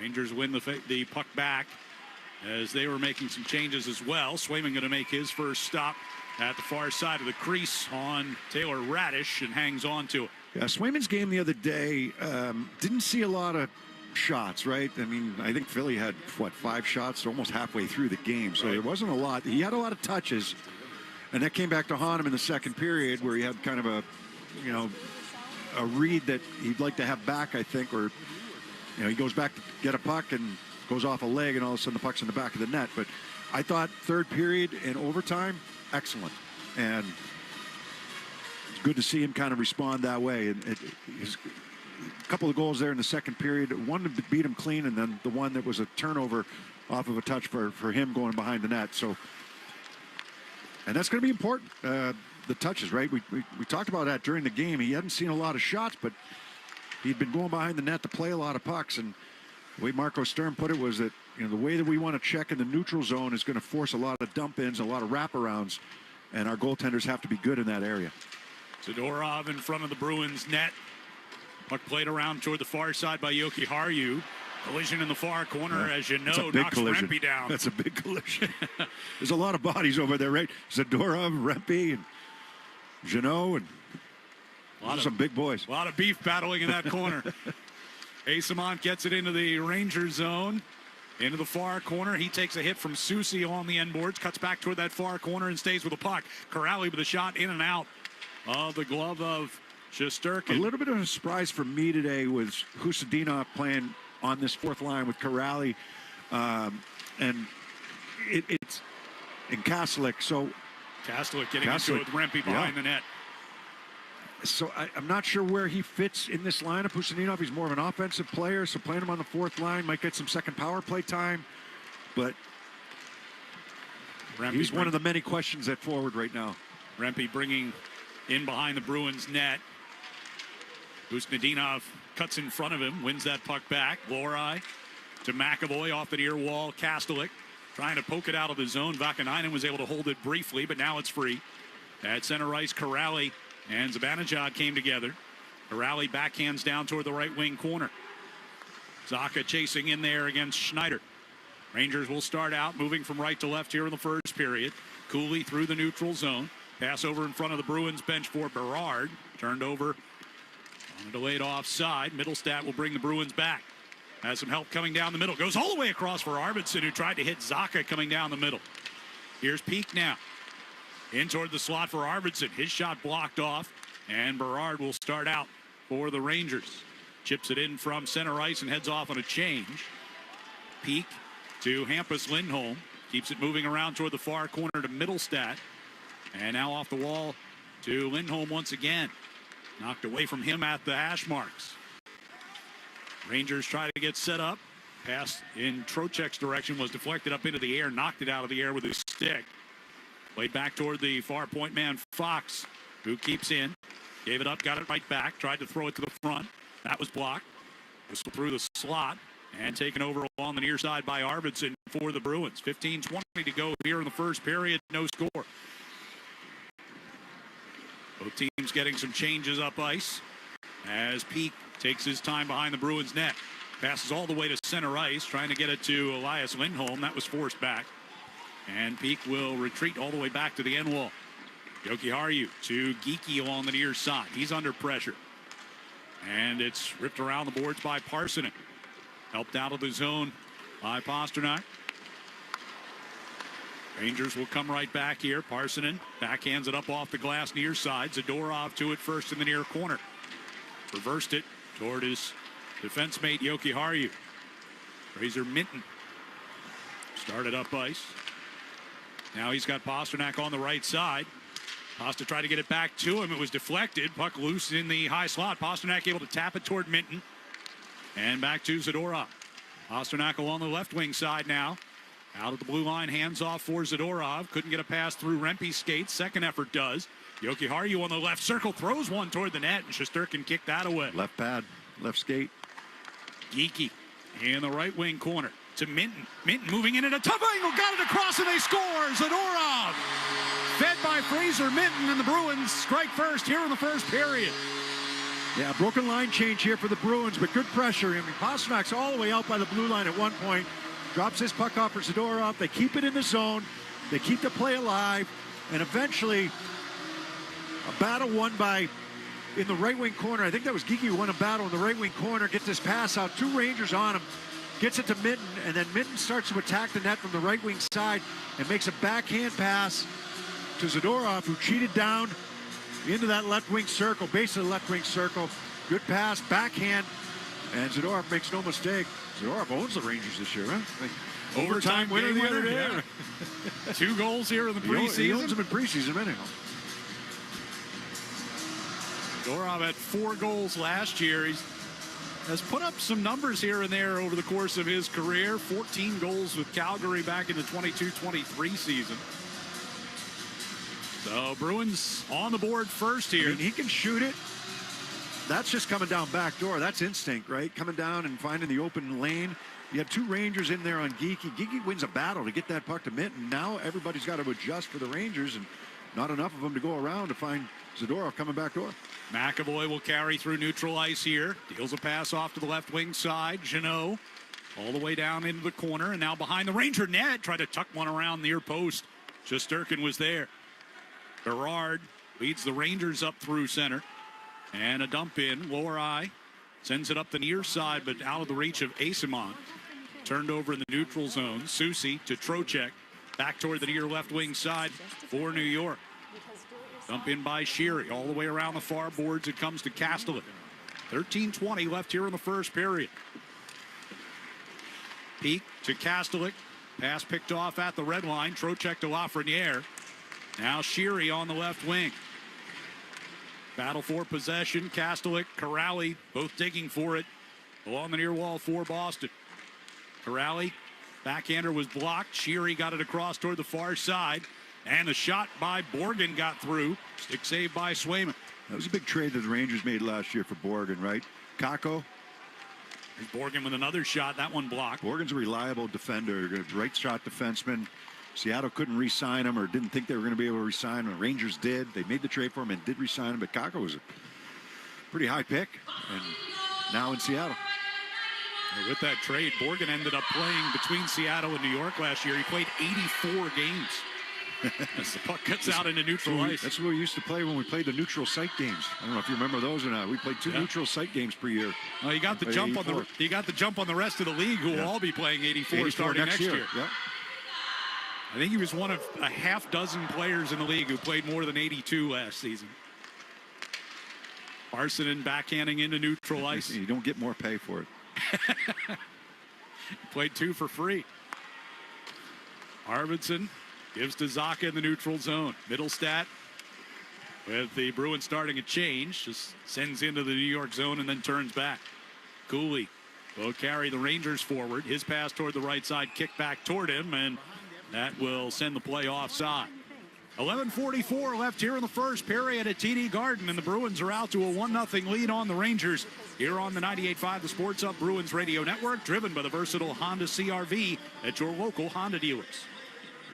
Tune into Felger and Maz every Monday afternoon all football season long for their Miller Lite moment of the game. Miller Lite, celebrating 50 years of Miller time and making the game your tailgate or game day party legendary. Legendary stories start with a light. Hey, it's Maz for Window Nation. October is here, and if you have old, stuck, or cracked windows, that means you're back to dealing with chilly air seeping into your home. Eliminate annoying drafts once and for all with Window Nation. This month, buy 2 windows, get 2 free, plus pay nothing for 2 years. With the holidays coming up, that's a big deal. And did I mention that Window Nation has an A+ rating from the Better Business Bureau? Don't miss out on free windows and 0 payments for 2 years. Visit windownation.com before October 31st to get started. The 3rd annual Oktoberfest Brewfest at Tenny Mountain is back. Saturday, October 11th, noon to 4 at the Tenny Mountain Base Lodge in Plymouth, New Hampshire. Enjoy a wide selection of craft beers, handcrafted buffet, live music, family-friendly games and contests, and scenic chairlift rides to the summit. For tickets and info, visit skitenny.com.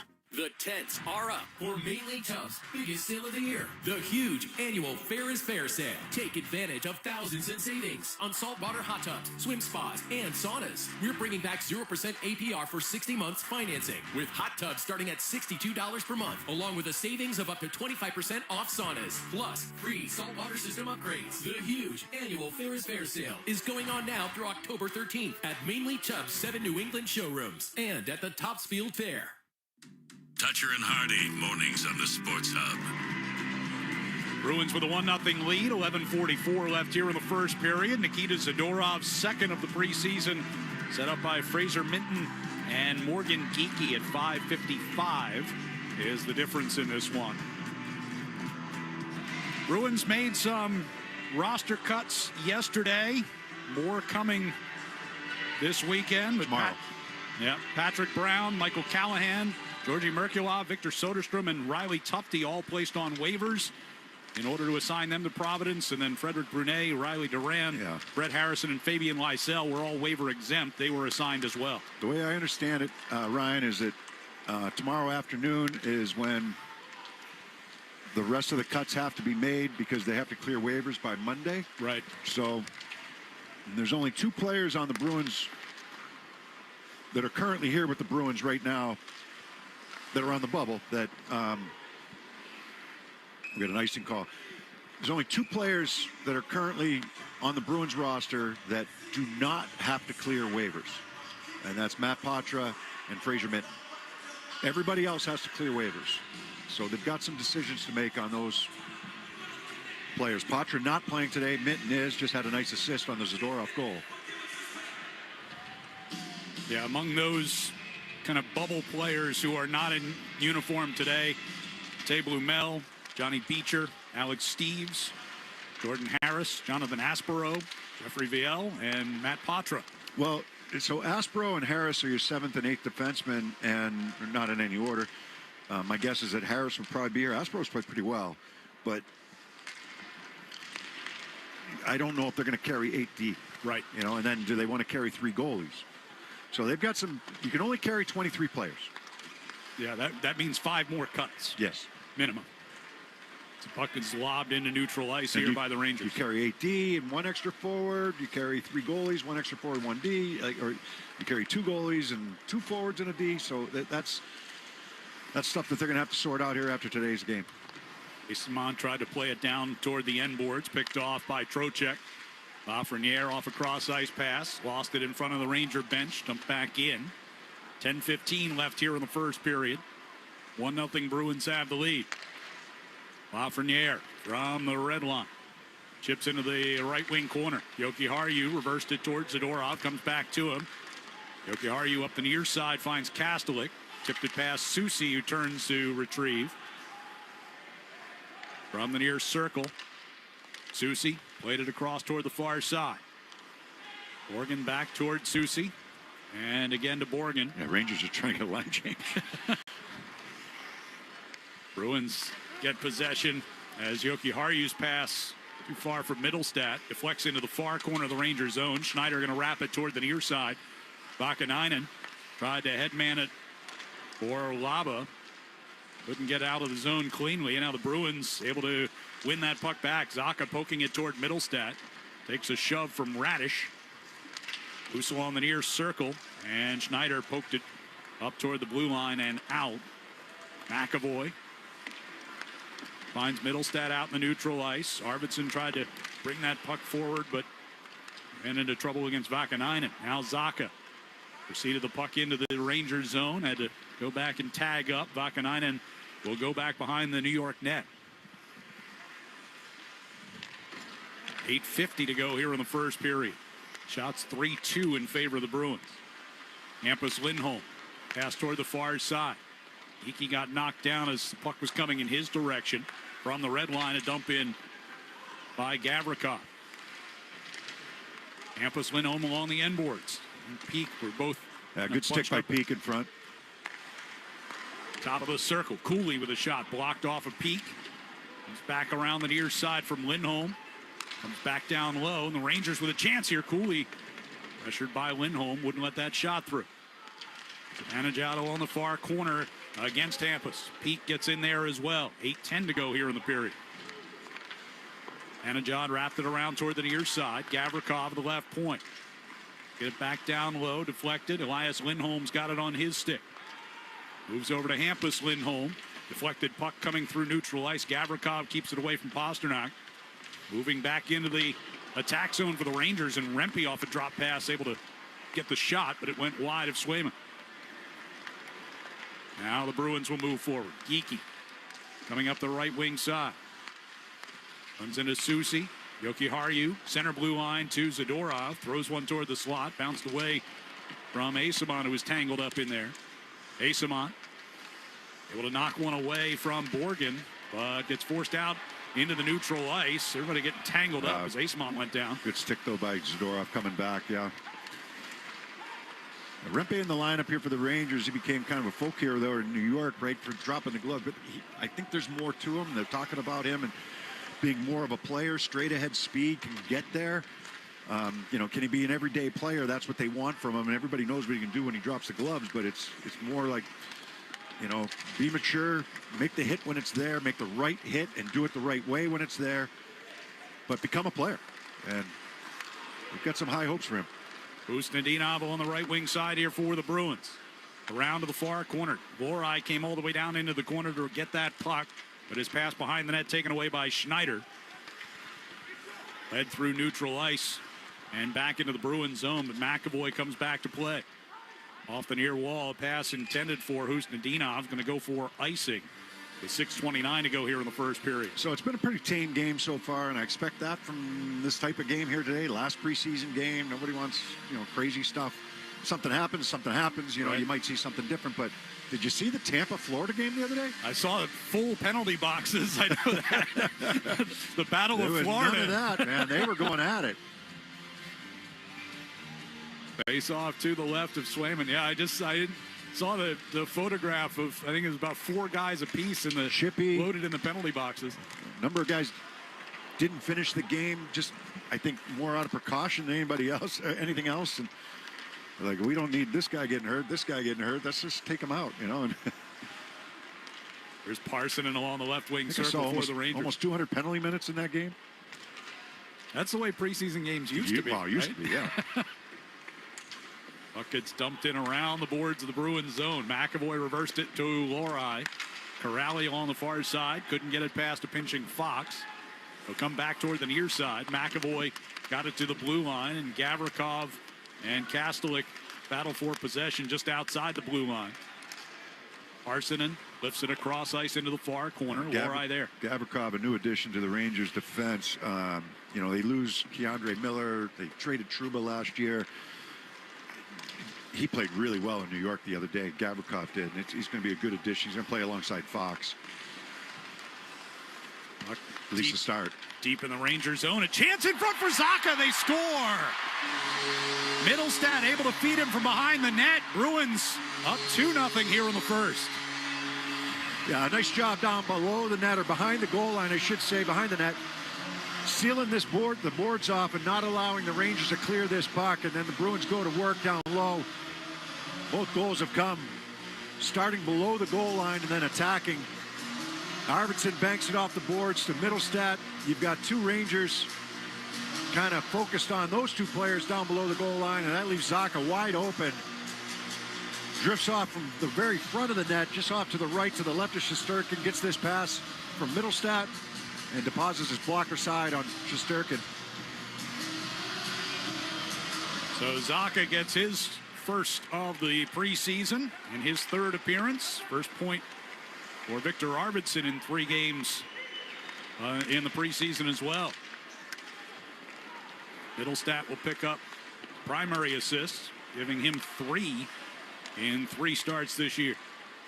Well, he had 2 against the Rangers in New York earlier. Here's Peak moving into the far circle. His shot got blocked. It's feed from Hampus Lindholm, does Peak. Down low for Arvidsson. Try to backhand stuffer. Shesterkin was down on his... Yeah, Zacha had been knocked down. No stick in Shesterkin's hands right now as Middlestat comes around the left circle, turns and fires. And Shesterkin got a piece of it with the glove, and it goes out of play in the near corner. We'll step aside with 4:38 to play here in the first period. Bruins 2, Rangers nothing. On the 98.5 The Sports Hub Bruins Radio Network, driven by the versatile Honda CR-V at your local Honda dealers. Hey, it's Big Jim. Heading to a game of the Garden this season? Do what I do. Just take the train. With Commuter Rail, kids 11 and under always ride free. If the game's on a weekend, ride with $10 weekends. Plus, ride free after 9 p.m. on Friday and Saturday nights through October 4th. Perfect for after games. Get tickets on board or with the M-Ticket app. Now's the time for a great deal on a new Honda. It's time to take an adventure. For a limited time, well-qualified buyers can get a 4.49% APR on a 2025 Pilot. Hurry into your Honda dealer today. See dealer for financing details. For all your heating and cooling needs, You need endless energy. Hi, this is Matt Kidd, CEO of Endless Energy. At Endless Energy, we help you look after the health of your whole family, and that includes the water that you drink, eat, and bathe with. Book your no-cost water quality test today. Give us a call at 775-ENDLESS. That's 775-ENDLESS, or self-schedule online at goendlessenergy.com. BJ's Wholesale Club has always been proud to offer great prices every day. In this economy? Almost sounds too good to be true. These prices are very true, and at BJ's, they're great, not good. That's great prices every day, no matter the economy, including 3-pound rotisserie chickens, just $4.99. Wellesley Farms Deli Honey Ham, $6.99 a pound. Plus great prices every day on everything in the club. Join at bjs.com/join and make BJ's your destination for savings every day. Felger and Mass, afternoons on the Sports Hub. Fans, elevate your game night experience with a Bruins suite here at TD Garden. From all-inclusive food and beverage options to unbeatable views of the ice, it's the ultimate way to watch the Bees this season. Visit bostonbruins.com/suites. Book yours today. 4:38 left first period. Bruins up 2 on the Rangers. Nikita Zadorov, Pavel Zacha, both on the board here in the first 20 minutes. Yeah, both of those goals were started, down by the goal line, right? I mean, you had Geekie win a battle down along the boards against 2 Rangers and pry that puck free for Minton. And then the other goal starts below the goal line, get the Rangers out of position a couple times, and all of a sudden you find a wide open Pavel Zacha. Jerry knocks one down on the neutral ice, tried to get it back in deep to the Bruins zone. Cleared right back out of there. Goes all the way down towards Shesterkin. Rangers bottled up coming through neutral ice. Yeah, that's a good gap, right? Why let him get to the blue line? Take it at the red line if you can. And Zadorov stepping up on Trocheck. Trocheck not a little frustrated. He can get frustrated. Hey, good player, though. Couple of whacks in Zadorov's direction. Asamont came over and gave him a little what for, and then Jeannot stands up Schneider as he got to the red line. As soon as he got to the red line trying to dump that puck in, Jeannot was right in his face.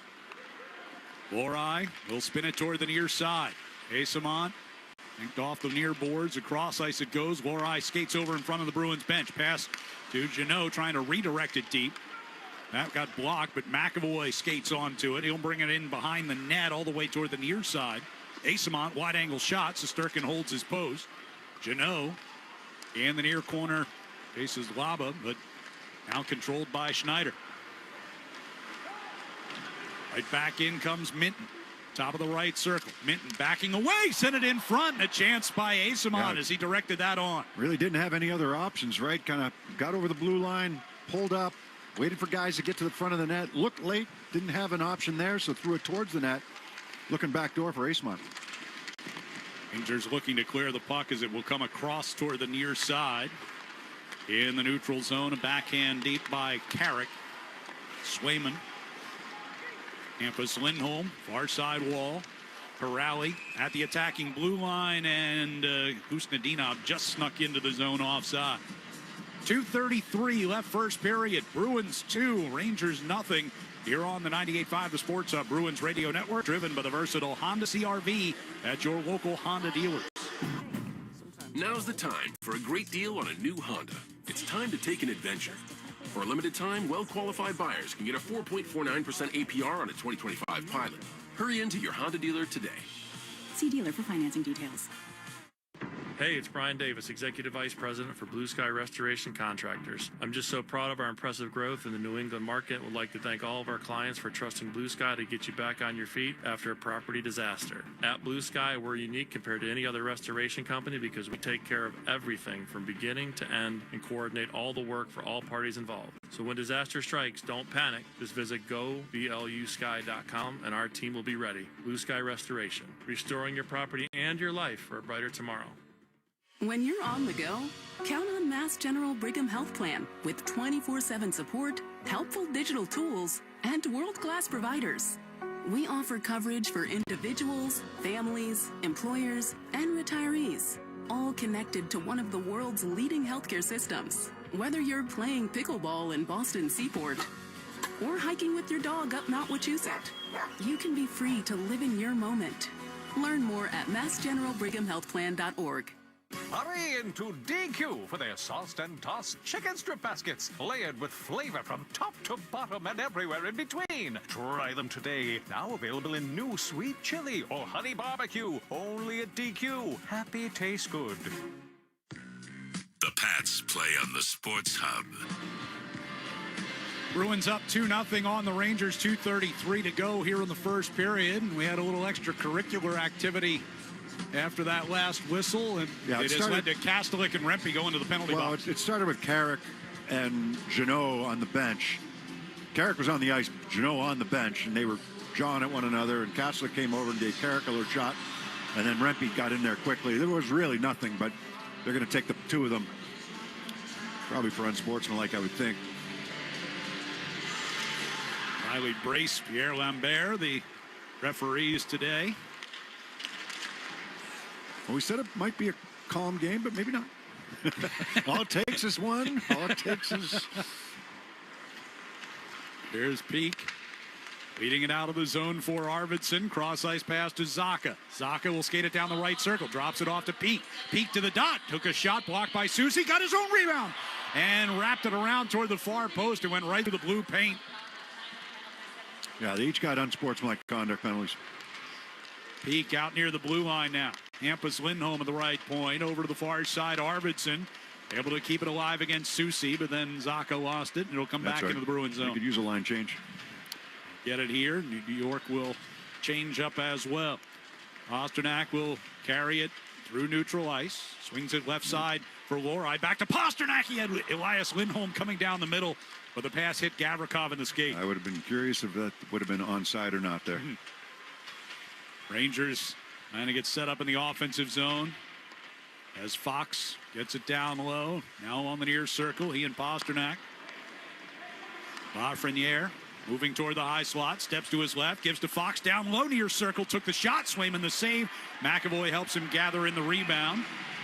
And Trocheck winds up on the seat of his pants in the crease, courtesy of Lorei. In the middle of all that, didn't he? Usually does. Not a lot of work so far for Jeremy Swayman, right? And even today, he hasn't had the touches that he had the other day against Philadelphia. He's only 3 shots for the Rangers, credited with 3 shots so far. Minute 15 left here in the first. 42 seconds left on the penalties to Kastelik and Rempe. They've had some zone time, the Rangers have, but it really got nothing to the net. No. Yeah, a lot of puck around the perimeter type of thing. Face-off will be to Swayman's right. Middlestat and Geeky with Zadorov and Jokiharju as Gavrikov gets a shot from the top of the circle right off the draw, and Swayman makes the glove save. Yeah, good look for Swayman there. Those are the shots you want. Let me see it. Wrist shot, top of the circle, standing still, squared up. Middlestat and Lava on the draw. Lava wins that. At the top of the circle, diving effort by Sheary to get it back towards Schneider. Now, Sheary couldn't hang on to that pass. Zadorov going to carry the Bruins up ice. Zadorov with some speed down the left side, goes all the way in behind the Ranger net. Passes back to Geeky, who rotated back toward the blue line. Now Zadorov has it. Tried to get it off to Geeky, picked off by Sheary. Jokiharju slows up the Rangers' rush with 10 seconds left in the 4-on-4. Jokiharju allowing his teammates to change as he played the puck in his own zone. 35 seconds to go in the period. Peak will carry it up toward his own blue line. To the right side, Kastelik just out of the box. Redirected one deep. Goes crashing into the corner. Helps to free that puck up. Corrali back to Peak, and a deflected shot goes wide to the short side. Corrali pulls it out from behind the net. 15 to go in the period. Corrali and Zibanejad in the corner. Now behind the net to Susi. And he'll lift it off the far glass. Kastelik gloved it down. Took a hit from Rempe and will get whistled for. Well, he's going to get whistled for a hand pass. Now it's a fight as Rempe and Kastelik have dropped the gloves right in front of the Ranger bench. Pushing and shoving. Kastelik able to fight his way off the boards, trying to get an arm free. Rempe throws a right, get Castle a little off balance. They will twist down to the ice. Yeah, that's carryover from earlier, right? Rempe threw a good hit. It was a clean hit. Right in front of the bench, and Castle gave him a little cross-check to the lower back, and let's go. I mean, Castle's a big guy. Rempe's a huge guy. Yeah. So Castelik 6'4", 234 pounds. Rempe 6'9", 261, according to the program. That looks about right.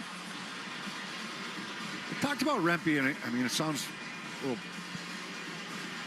you know, when you talk to people, big guy, willing, able. He's got to learn how to do it, though, and when to do it. And needs to be a little bit more technical with his fighting, because, you know, there's guys that are better. It sounds crazy, right? But guys that are better fighters out there that know how to kind of protect themselves, when to throw a punch, when to protect themselves. And this is coming from somebody that never really did it, but just talking to people and just say, like, he's got to learn how to, when to protect himself a little bit more and when to throw that punch. Not just standing there throwing haymakers, right?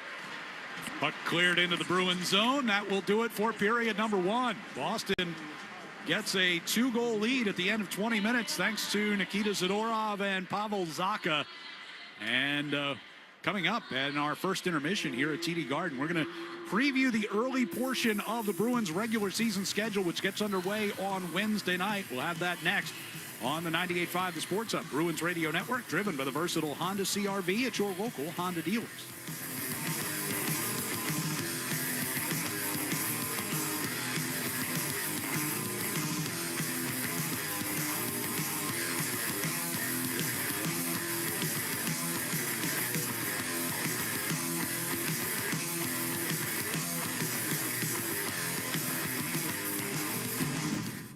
Now's the time for a great deal on a new Honda. It's time to drive smarter with high-tech features and excellent reliability. Check out the Honda Civic, Accord, or HR-V. For a limited time, well-qualified buyers can get a 4.99% APR on a 2026 Civic or a 3.99% APR on a 2025 Accord or 2026 HR-V. See dealer for financing details. Exclude Civic Si and Type R. Kids eat free at the 99 restaurants every Sunday in October and on Halloween. Visit the 99 for lunch or dinner, and kids get a free meal from the kids menu with every adult entree purchased. You gotta love the nines. Comcast Business can help turn your small business into a connected, secure, modern business. It's how retailers become constantly connecting must-visit shops. How restaurants become reliably up and running neighborhood favorites. How healthcare offices become the data-protecting caregivers that we all depend on. And how wealth management firms become cyber-securing guardians of your information. With reliable connectivity, enhanced cybersecurity, and Wi-Fi backup, your business can stay connected and get threat-ready with Comcast Business, powering possibilities. Get started with our reliable business internet. Plus, stay connected when you add Wi-Fi backup for just $35 a month. And ask about a $500 prepaid card on a qualifying gig bundle. Call today. Restrictions apply. Wireless Connect requires business internet for additional monthly charge. Taxes and other fees extra. Prepaid card offer ends 11/16/25. Miller Lite, the legendary light beer. The originator, the inventor. If this beer could talk, it'd tell stories about that one time, that night, that one guy, that one gal, writing a story 50 years long and 50 million friends wide, because legendary stories start with a light. Here's to 50 years of Miller Time. Celebrate responsibly. 2025 Miller Brewing Company, Milwaukee, Wisconsin. Lowe's knows pros want more. Join My Lowe's Pro Rewards for free to get $20 off your first qualifying purchase of $100 or more just for signing up. Plus, enjoy free standard shipping and more ways to save on your next job. Lowe's, we help, you save. Offer valid for new members only. Not valid with any other discount. Free standard shipping not available in Alaska and Hawaii. Exclusions and more terms apply. Loyalty program subject to terms and conditions. Visit Lowe's.com/pro-loyalty for details. Subject to change. For the best deal on any name brand tire, get to Town Fair Tire. For the guaranteed lowest price and the most free services, nobody beats Town Fair Tire. And you know, I mean nobody. Town Fair Tire. The Bruins play on the Sports Hub. Back at TD Garden for our first intermission. Bruins out to a 2-0 lead over the New York Rangers in the final preseason game of the 6-game slate. And they start to count for real coming up on Wednesday. And for our first intermission today, we're going to take a look at some of the highlights of the early season schedule. Bruins are going to play 13 games in the first 23 days of the season. 8 of them here at TD Garden, but they will open up on the road against Alex Ovechkin and the Washington Capitals. Ovechkin has it, he scores! He scores! Alex Ovechkin scores 895! There's a new goal-scoring champion! Yeah, I think we'll see a different Alex Ovechkin that we saw a couple nights ago, right? He was kind of on cruise control a couple nights ago. It was his season debut, or preseason debut, I should say, but every year you kind of think that he's going to slow down a little bit, and he doesn't. I didn't think he could beat Gretzky. I didn't think he could pass him, and he just continued to do it. He scored goals in different ways last year, so credit to him and for what he's been able to do. And you know, Capitals were a real success story last year, and looking to build on that as they, you know, look to defend their crown there in the Metro Division. So.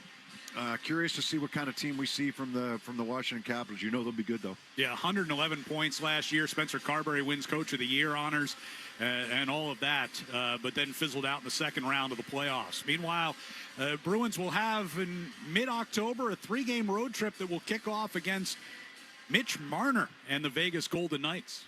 Yeah, I mean, you want to be in a spot where you have high expectations for your team. That's what you always want. So, really excited for it. Obviously, we have high expectations here. Yeah, thank God we don't have to hear about the core 4 anymore. Right? And Craig Berube said the same thing, coach of the Toronto Maple Leafs. Right. Core 4. They haven't done anything, right? So enough with the core 4. Great player, Mitch Marner, really. A lot of respect for him. Decided to go to Vegas. Toronto loses him for nothing. That's a tough loss. They're looking to, recover from that. But I think for Vegas, Bruce Cassidy really happy about this, obviously. But the thing that he's disappointed in is he's going to lose Alex Pietrangelo on defense. Not expected to play for the entire season. There's possibility, maybe later in the year, but it doesn't sound like it. Sounds like he might be done. So that's a huge, huge hole on their back end. So Vegas will be there again, and with Mitch Marner offensively, that's exciting for some of their offensive players. Also on that road trip, which will include a stopover in Utah at the end of the trip, the Bruins will play at Colorado. They'll play them here at home as well. Twice they have to face Cale Makar and the Avalanche. McKinnon all the way over. One-timer, they score! Oh, hail Cale! Cale Makar is the 9th defenseman in the history of the National Hockey League to score 30 goals in a season. Yeah, he's a highlight every time he's on the ice. He's a guy worth watching, right? Yeah. He's a guy you pay to watch. He's just he's so good. He controls the game from that back end. McKinnon up front. It's great to see Gabe Landeskog back in their lineup, their captain. They had the Rontman kind of soap opera last year with him going, but it's this formidable team, the Colorado Avalanche. We know that. They fell short of their goals. McKinnon is a hard driver. He's as intense as they come around the league, and they left something on the table last year. So a lot to prove there for the Colorado Avalanche coming in this year, twice in the month of October. And certainly a game in the month of October that Bruins fans circled when the schedule came out, the return to TD Garden of Brad Marchand as a Florida Panther. I had a goal, what I wanted to be. I wanted to play as long as I could. And that was the goal that I had in the summer. It's part of why it didn't work out in Boston. It's the main reason it didn't work out in Boston. October 21st. Yes. Just in case you're wondering. October 21st. First time that Brad Marchand will be back here in Boston. Excited to see him. Really happy for him, first of all. We got to see him for so many years and how great he was. A lot of heat from around the league from certain people, but I think he proved that he is a superstar player. He's fantastic in the locker room. Really, that hurt to see him go. It really hurt to see him go. And I was happy that he won a Stanley Cup, but still, it didn't soften the blow of him not being black and gold anymore. You think he can play until he's 43? No, but I think he's got a chance to. But we'll see how. I wouldn't put it past him. Let's put it that way. Yeah, that's a long time. It is a long time, but given the arc of his career, you don't put anything past him after what we saw from him here in Boston. So look at some of the early season highlights in the schedule as we get ready for opening night coming up on Wednesday. One period complete here at TD Garden. The Bruins have a 2-0 lead over the New York Rangers. Nikita Zadorov and Pavel Zacha scoring in that first period as Boston outshot the Rangers 7-5. We'll step aside here, be back with more of our first intermission from TD Garden coming up on the 98.5 The Sports Hub Bruins Radio Network, driven by the versatile Honda CR-V at your local Honda dealers. Have you tried Good Stuff Smokehouse, New England's premier #1 barbecue destination? Well, I can tell you their barbecue is the best in the state, but now they've also added a brewery. In addition to their 150 whiskey and homemade sodas, come down to Good Stuff Smokehouse and try not only the best barbecue in the state, but their unrivaled beverage list. GoodStuffSmokehouse.com. Next Day Molding Doors and Stairs have arrived on the Cape, now open in Hyannis, right at Barnstable Road and Charles Street. Get top quality, energy efficient Geldwin interior and exterior doors and experience the largest in-stock selection of moldings, boards, and stair parts in New England. Go to nextdaymolding.com or one of their 5 stores in Hyannis, Braintree, Woburn, Sharon, and Shrewsbury. Next Day Molding, Boston's, and now the Cape's source for Geldwin doors. Cambridge Savings Bank wants to be your partner in building a thriving business. Turn to CSB for carefully crafted business banking packages. Stop by a branch or visit CambridgeSavings.com. Coleman! It's electric! Coleman Electric is wasting your time with this commercial. But that's the way it is with advertising. If you're not overweight, with low T and a flooded basement, half these ads aren't for you. Same with this one for Coleman Electric. We specialize in replacing knob and tube wiring, and you might not even have it. Most people don't even know what it is. Ask a guy if he's going to remove his knob and tube, and he says, "Nah, I can't. My wife wants another kid." No. Let me explain. Many houses around here were built 100 years ago and still have the original wiring. The wires would heat up, so they ran them around little knobs and through tiny tubes and called it knob and tube. But insurance companies call it a stinking fire hazard, and insulation companies won't even call back because they ain't touching it. If you've got knob and tube, join this century and book a free estimate with Coleman Electric to have it replaced. And if you don't have it, sorry we wasted your time. But thanks to your sacrifice, you've helped your knob and tube neighbor. Can I get a tissue? I'm welling up over here. KUHLMAN. Call Coleman. It's electric. Advance your career with an MBA or specialized master's through Babson College. Join the school ranked #1 in entrepreneurship by U.S. News & World Report and #2 best college in the U.S. by the Wall Street Journal 2025. Visit babson.edu/grad programs. The Revolution play on the Sports Hub. Sports Hub headlines presented by Celsius Energy Drinks. Bruins with a 2-0 lead over the New York Rangers at the end of one period of play here at TD Garden. As we take a look at what else is happening around the world of sports today, the Patriots getting ready for an important AFC East matchup on Sunday Night Football tomorrow as they will visit the Buffalo Bills. A story out of Indianapolis. Former Jets quarterback Mark Sanchez was stabbed in an incident on the streets of Indianapolis early this morning. His current employer, Fox Sports, says Sanchez has been hospitalized but is in stable condition. College football today, Bill Belichick's North Carolina Tar Heels getting blown out by Clemson. And, of course, we've also got the Major League Baseball playoffs advancing on into the second round starting today. Brewers have a 6-1 lead on the Cubs in the bottom of the second in Game 1 of the National League Divisional Series. Other series getting going today. Yankees at Blue Jays start just after 4 o'clock. Dodgers will visit the Phillies at 6:30 in Game 1 of their series. And the Mariners hosting the Detroit Tigers at around 8:30 tonight. Again, it's the Bruins with a 2-0 lead over the Rangers after 1. We'll have the start of the second period coming up on the 98.5 The Sports Hub Bruins Radio Network, driven by the versatile Honda CR-V at your local Honda dealers. Face Off Inside the NHL returns, taking you deeper behind the scenes than ever before. See it all from the star-studded Four Nations Face Off tournament. Us against the world, boys. To the adrenaline of the Stanley Cup playoffs. I'm scared of you guys.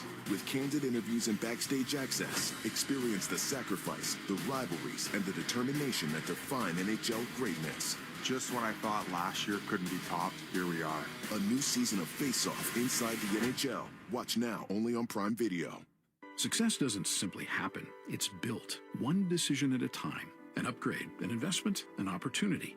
At National Grid, we provide businesses with a portfolio of energy-saving solutions to help improve sustainability. From small improvements to full-scale upgrades, our clean energy and electrification programs can help make your building more efficient, more comfortable, and ready for tomorrow. So let's work together. We'll be there for your business every step of the way. Visit ngrid.com/here4you to learn more. National Grid is a proud sponsor of Mass Save. 1-877 Cards for Kids. KARS Cards for Kids. Ready to get rid of that old car? Donate it to Cars for Kids. Call 1-877-CARS-FOR-KIDS to reach a friendly live agent. Donation's super easy, and your car can be picked up as soon as tomorrow. Call us now, 1-877-CARS-FOR-KIDS. 1-877-CARS-FOR-KIDS. Donate your car today. Did you know you can donate real estate too? Kids eat free at the 99 every Sunday in October. Kids get a free meal from the kids menu with every adult entree purchased. You gotta love the Nines. Do you suffer from sore feet, back, knee, or hip pain? The Good Feet Arch Support System has helped many people find relief, like Tim. I'm always telling my colleagues who have sore feet, this is the greatest thing. I'll even take my shoe off and show them. And I believe in the product so much. When you have something that works, you kind of want to share it with people. It worked for me, maybe it can work for you. Or do you wake up at night with heel pain, like Crystal? I would wake up in the middle of the night with all kinds of pain in my heels and in my arch. So I went to the Good Feet store. And ever since then, I've been pain-free. I wear them every day. I wear them when I walk, at the gym, when I work. They're great. Get back to walking, working, and exercising, and imagine a life without pain. No shots, no surgery, no medication. You've got nothing to lose but your pain. Stop into the Good Feet store today for a free fitting and test walk. We have 10 locations throughout Boston and southern New Hampshire to serve you. Back to doing what I love and more. Thanks to the Good Feet store. Thanks to the Good Feet store. Fresh and crisp from the vine. Autumn crisp green grapes are on sale at Shaw's and Star Market today through Thursday. Pick up these crisp and sweet grapes for only $1.47 a pound when you use the digital coupon. Limit 2 bags. When you shop with the Shaw's app, you get amazing deals and earn points on every purchase. Short on time? Order free curbside pickup or get delivery. Don't miss this grape-tastic sale on autumn green grapes and find new lower prices aisle after aisle. Shaw's and Star Market, perfecting the art of fresh. The Celtics play on the Sports Hub. Bruins have a 2-0 lead over the Rangers after one. We're joined by one of the goal scorers, Pavel Zacha. Pav, tell me first off about that goal and how that puck wound up on your stick. Yeah, I think, we won a couple battles, and I think I was trying to find a space in the middle and saw that Mitzi saw me there in the middle and just kind of waited for the puck, and he made a great play through, and I was able to score. There's been some discussion during training camp with Marco Sturm about, you at center, you at wing. How much does that matter to you about where you're playing on the ice? I don't think it matters. I think it's how it's communicated to me, and he did a great job telling me what they need from me, and especially in this game. And the players I play with are great players, so I don't really mind playing on the wing and trying to do my best there, creating a little bit more offense, and go from there. How do you feel like things have come together for you guys during training camp, learning the new system and how Marco wants you to play?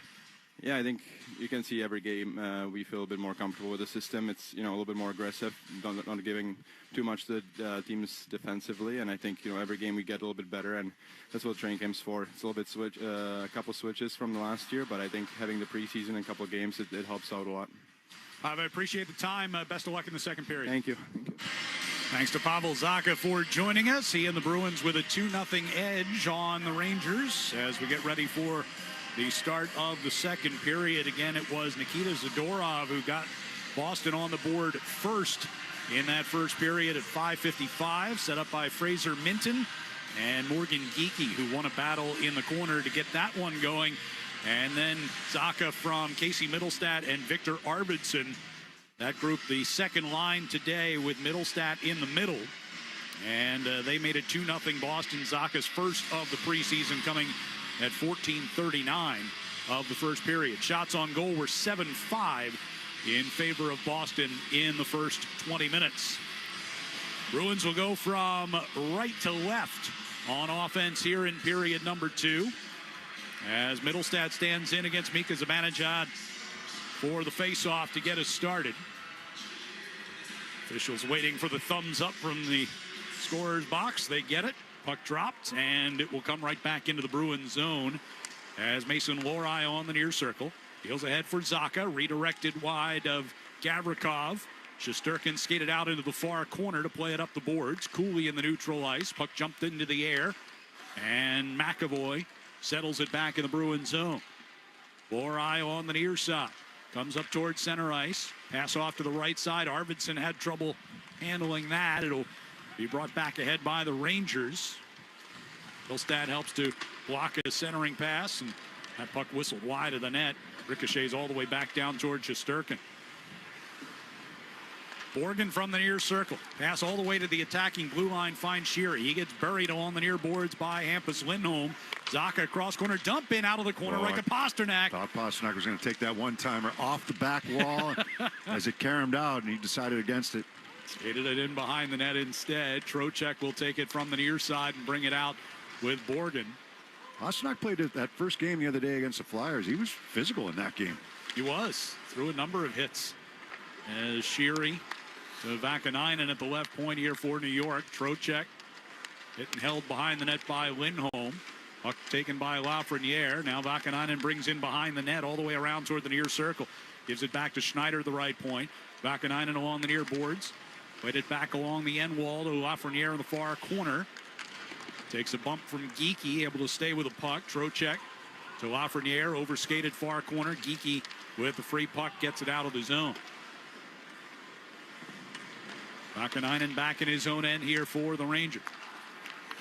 Now Laba. Stepping down the left circle, took the shot. Swayman made the save. I know the Bruins were trying to get a line change there, but that ended up being one pass, 3-on-2. Esamont. Someone's got to stick there. Lost the puck at the attacking blue line. Rangers send it back toward the Boston zone, and Peak takes his man out along the end boards. That was Parson. Peak's trying to get a line change. Fox steps away from Esamont. Gets a shot through traffic, but wide on the stick side. Fox races over to the far circle to keep that puck alive. Now the Bruins will break out. Forward's got to make a better play there, right? The defense have to get off the ice on this line change. You got Peak and Lindholm stuck out there. Fortunately, the Rangers have a bad pass, and it goes for icing. But like that pass in the neutral zone, that's going to go deep so that the D can get out there. You've got to have an understanding. Peak and Lindholm have been stuck out there because of the first turnover. Now they got to retreat and go back. Now you turn the puck over again in the neutral zone. They still can't get off. Unfortunately, like I said, the Rangers end up icing the puck. That second one was Minton trying to make that pass to the right wing. I mean, you know, it's the right pass, but if you're not sure about it, you got to get the red line and get it deep so that your D, you got to give your D a break. Sean Corrali will take the attack zone face-off here against Lava.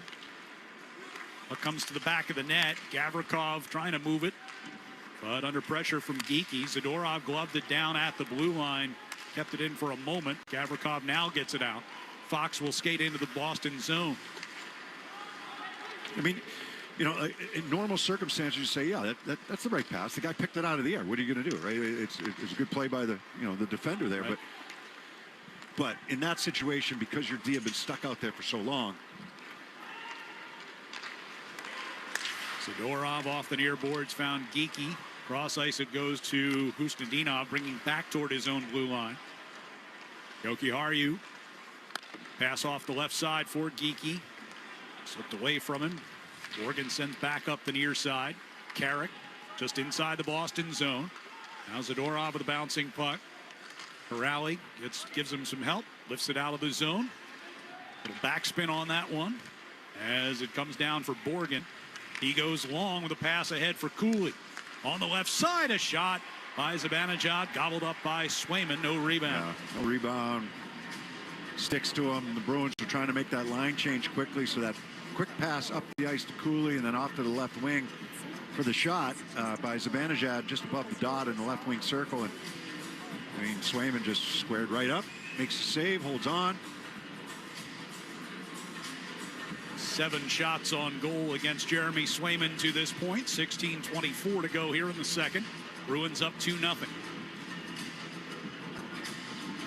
Face-off will be to Swayman's right. Far circle down to our right as well. Cooley near the top of the face-off circle, knocked away from him by Arvidsson. Here's Lohrei. Good pickup. Let's move around Soucy. Free puck along the near circle. Arvidsson got it to the end boards. Soucy played it back up the wall, and Berard will help it out into neutral ice. Berard skating across the Boston line, moving toward the left with a little bump from Arvidsson, knocked him off stride. Puck near circle to Soucy, down toward the corner, and now Vakanainen back at the right point. Centering pass looking for Cooley was Soucy. I don't think that puck ever got to him though. No. Middlestat and a headman and along for Arvidsson. Ricocheted back toward McAvoy. He'll dump it in. Bruins getting some changes done with the puck deep in the Rangers zone. Zibanejad took his eyes off it, but as Geekie tried to play it back toward the corner, it sails on him, goes out of play. Yeah, so you got to be happy with the first period. Really, they didn't give up a whole lot defensively. 5 shots on goal? They only had 7, but 5 shots on goal. They were able to create down low, get themselves open, scored on a couple of opportunities that they did have. They're talking about the Bruins. And defensively, when they were hemmed in their own zone, they really didn't give much up. You know, most of it was on the outside. Had trouble getting it out a couple of times, but the Rangers were really never in any danger, it seemed like, in that first period. So far, so good here in the second as well. It's early, but I think both teams I was surprised to see anybody dropping the gloves, but teams want to make sure that they get through this thing and get themselves ready for opening night. Kastelik and Rempe still serving their penalties from that. As it's offsides, isn't it? Yeah, the puck deflected coming into the Bruins zone is offside against the Rangers. So is this what Marco Sturm wants to see from his players, the way that we've seen them play in the first 25 minutes? Yeah, I mean, yes. You're going to see more intensity in first game. Sure. But I think systems-wise, to get most of your lineup in there today, to get a feel for one another, you know, I don't know if this is what the lineup's going to look like on Wednesday, but I have a feeling it's pretty close. Wrapped in behind to give them one here. rep at least, you know, with everybody together. Volleyed through neutral ice. Again, the final cuts will come tomorrow. Yeah, I think it's got to be tomorrow afternoon, from what I'm told, because they got to be able to clear waivers by Monday afternoon, I believe. Right. The official deadline is Monday to have your opening day roster set. Right. Fox gets a shot from the top of the right circle, and Swayman takes that right in the midsection. So that's and a number of teams. So, you know, there are. The other day, there were a ton of scouts here. They're watching players who might be sent. Might be on waivers. Yeah. And seeing if anybody is worth having their team pick up, and that's what a lot of scouts are doing right now. They're watching the waiver wire. Keep in mind, anybody who does get claimed off of waivers, who's headed toward the AHL, then has to stay at the NHL level. I mean, think about it. You know, the Bruins, they signed Blumel and Steves. They're top 10 in scoring last year. Right. That was leading goal scorer in the American Hockey League. Right. He has to clear waivers if he goes down. Might be a few teams that take a run at him. Now, he's gotten a long look in his preseason. As you might expect. I don't know if he's going down or not. My point is, though, that if he does, he's got to clear waivers.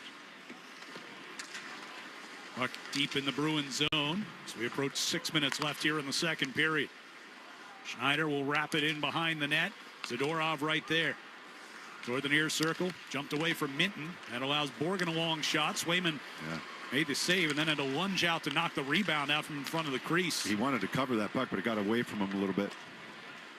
Asamont got it into the Ranger zone, but that's going to be an icing as it goes just too far. Yeah, it's been a little bit of a slow start to the second period, I would say, right? Is that accurate? I would say. Okay. Not quite the same. Not quite what we saw in the first 20 minutes. Is this what Marco Stern wants to see? I hope we see a lot more intensity on Wednesday. That's all. But still up 2-0. You can see a lot more intensity for both teams on their opening night. As Zadorov lines up Susi with a big hit in the far corner. Bruins will get it cleared. That one not going to make it quite far enough for icing. Cooley angles a pass all the way up the right wing. Berard chips it into the corner. Zibanejad chasing against McAvoy. Kastelik played it to the back of the net. Zibanejad was there, but his centering feed broken up. And Kastelik starts it out. Gives to McAvoy, kicks it onto his stick from the red line. Bats it ahead. Rangers regain possession. 7 minutes gone, second period. Near the red line, Corrali. Dumps one in. Shesterkin blockers into the corner. Corrali gets it from Husnudinov. A centering pass for Kastelik, who's tangled up in front of the net. Squirts free. Lorai started to pinch in, and then Zibanejad got to it first. Lorai blocks a pass through the neutral zone. I think it's a hand pass. It is, okay. Or a high stick. High stick, way. puck with a touch with a high stick. Well, gets the whistle. He was on his knees. Is that still a high stick? It's really, so. It has to be really high if you're on your knees. 12:41 to go here in the second. Bruins with a 2-0 lead over the Rangers. Here on the 98.5 The Sports Hub Bruins Radio Network, driven by the versatile Honda CR-V at your local Honda dealers. Food for Free was founded in 1981 by a group of friends, and since that time we've grown into the leading food hunger relief organization in Eastern Massachusetts. And Cambridge Savings Bank has been a thought partner in helping us achieve our financial goals. We now have the infrastructure that we need to optimize our fleet to move the greatest amount of food that we can out into the community. CSB helps nonprofits achieve more good. Visit CambridgeSavings.com, member FDIC. At Fast Ford, it's time to catch a great deal. During our September sales blitz, you'll save thousands with interest rates starting at only 0% APR for 72 months on our most popular Fords. Only at vfastford.com. Fastford.com/special event disclosures for full details. Builders, remodelers, and homeowners, listen up. Partner with one of the most trusted, independently owned lumberyards and showrooms around, Cape Cod Lumber and CCL Homescapes. Visit CCL's newly renovated kitchen showroom and get inspired as soon as you walk through the door. Explore the latest trends from the most reliable kitchen cabinet manufacturers in the industry. Check out dozens of color combinations and popular styles in our refreshed showroom in Abington. Visit us online at cclco.com or in person at CCL Homescapes in Abington. CCL, 100% employee owned and operated. Country Ski and Sport in Hanson, Quincy, and Westwood has served the Boston area ski community for over 50 years. Discover Country Ski's seasonal junior lease program, where every child that leases with Country Ski receives a free season's pass to Saddleback Mountain. Book your lease appointment today at countryski.com. This is Boston's home for sports. Let's pause 10 seconds for station identification across the 98.5 The Sports Hub Bruins Radio Network. From the Town Fair Tire Studios, this is Boston's home for sports. WBZFM at HD Boston, 98.5 The Sports Hub. Easily Media Group Station. Alongside Bob Beers, I'm Ryan Johnston. 12:41 to go, second period. Bruins 2, Rangers nothing. Here on the final game of the preseason for each team. Rangers win a face-off in the Bruins zone. Fox got it across. Rempe's going to the box for goalie interference. Yeah, Swayman ended up with Swayman on the seat of his pants. And Rempe pleading his case, but he'll head back to the penalty box, and Jeremy Swayman skating alongside Rempe and the official having a few words. It's the direction he skates anyhow after a whistle, but it's looked fairly tame. They're going to get peak a penalty too. Boston 26, minor penalty hooking. Oh, it's a hooking. Okay. 73, minor penalty for roughing. So hooking for Peak and roughing for Rempe. Goalie interference. He's going to the net. He's at the top of the crease. Yeah, it's not a penalty on either guy, to be honest with you. Rempe's just trying to fight for position in front. Peak's got his stick on him. There's a little bump on Swayman, but he's battling with Peak. It's So he can go to the front of the net. He's got a reputation. Sure. Like they want him. I'm talking about Rempe. The Rangers, want him to go to the front of the net, be a big body in front of the net, get in on the forecheck, use his speed. He doesn't have to be a guy that just drops the gloves and be a one-trick pony. You can't play in this league if that's what you are. You have to have something else. And he's got to get to the front of the net, which he's trying to do right there. But I think that's a reputation, to be honest with you. So 4-on-4 for the second time today. Pasternak has it in the Rangers zone. Centering pass was behind Elias Lindholm. Trying to keep a lid on things, too. He already had a fight with Kastelik and just trying to keep things contained. A cool rattle around the near boards. McAvoy able to kick it back down low. Pasternak trying to get it to McAvoy, who was crashing in front of the net. That was blocked. Centering pass again behind Lindholm, who skates it off toward the far side. Hands to Hampus Lindholm. Poked free. Shesterkin comes out behind the net. Rips it around the far boards. Kept in by McAvoy. Pasternak out at the blue line. Hampus Lindholm. And now Pasternak got tangled up with Fox. And Fox went down. And they're going to call Pasta for a penalty. New York will get their first power play. Yeah. Fox was chasing him out high that time. Pasternak moved that puck to Lindholm in the middle. Hampus Lindholm. And then was going to try to take a step around him. I think he got the stick in on Fox as he did that. Yeah, he tripped him up. 4-on-3 here. So 7th penalty handed out in this game. First power play in either side. Only see this in overtime. A little practice of something you don't see a whole lot of. Bruins 3-man unit will be Jokiharju and Zadorov as the defense pair, and Sean Corrali to take the faceoff against Trocheck. Near circle down to our right. We have minute 9, barring any more penalties. Minute 9 of 4-on-3. Rangers get set up with Zibanejad. Trocheck, Zibanejad, centering pass on a give and go. And Swayman made the stick save in front. Corrali will clear the rebound up ice. That was a really strong save right there on Trocheck. That was the give and go. Trocheck going to the net, and it was a left pad save by Swayman. Lafreniere carries across the Boston line into the middle, bounced away from Trocheck. Zadorov had trouble with it, and it's lifted up and wide to the net by Zibanejad. All right, that's,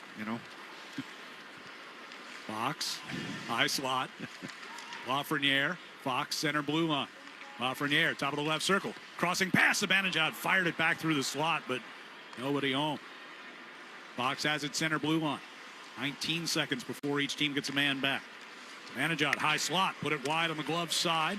From the back of the net, Jokiharju wraps it around the far side and all the way down to Shesterkin. And we talked about Zadorov, right, how effective he can be, and he has been. And he had a couple big blocks the other night there against the Flyers in overtime, right? But limit the amount of, how do I say it nicely? Limit the amount of head-scratching moments for him. And that was kind of a head-scratching moment right there. What to do with that puck, and he ended up turning it over.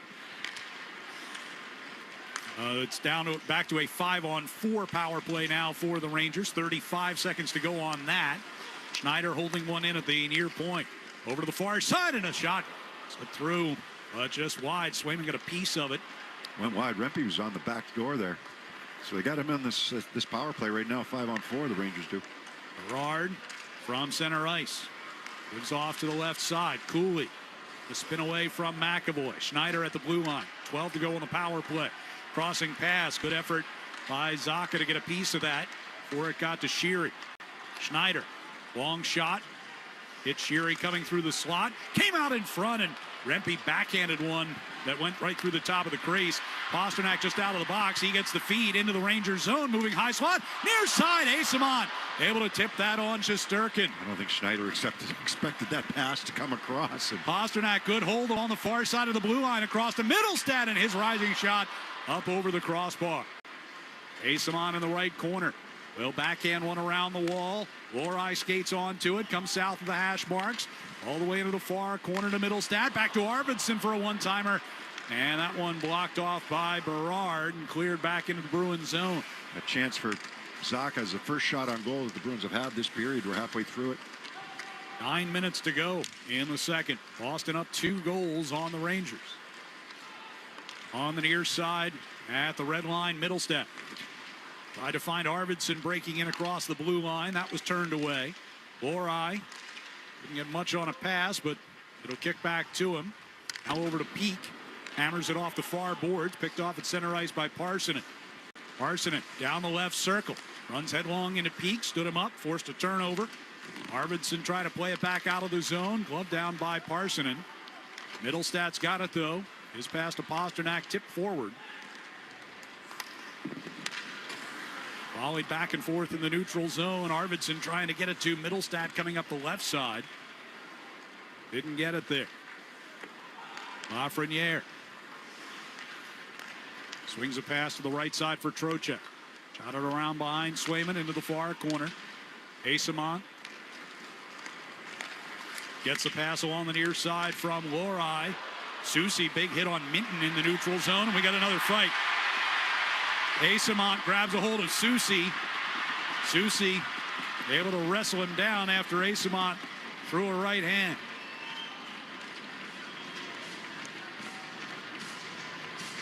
So, second fight in this one with 7:52 to go here in the second period. Bruins still on top, 2-0 on the 98.5 The Sports Hub Bruins Radio Network, driven by the versatile Honda CR-V at your local Honda dealers.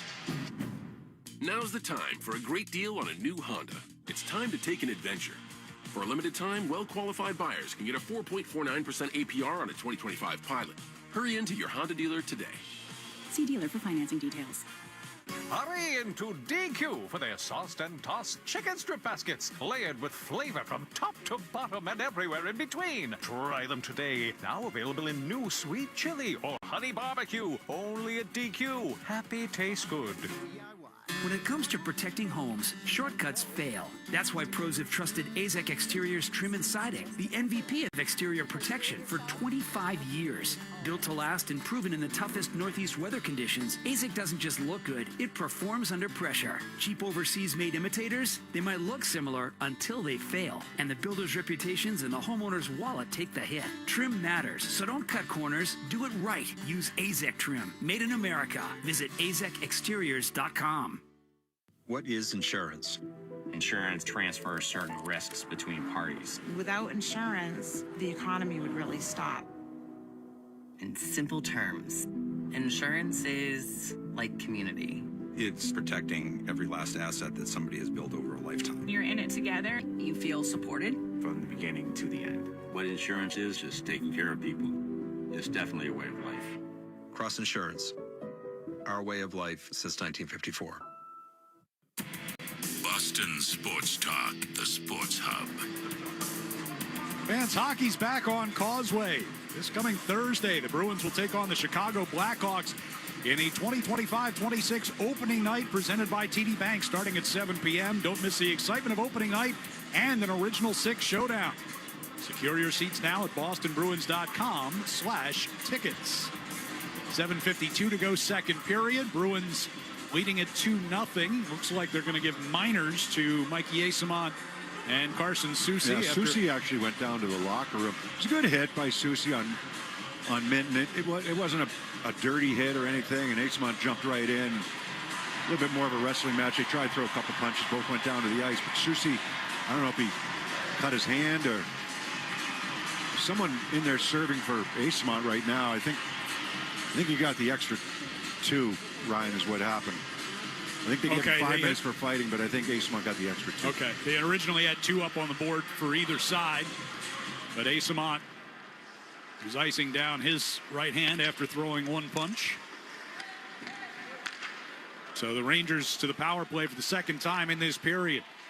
I don't think they gave him instigator because that would put him in the box for 17 minutes. I think they gave him just a 2 for rough, just to say you started it, but Fox hits the post from out near the blue line. Screen in front by Trocheck. Zibanejad gave it up and got it back. Minute 34 to go on the Ranger power play.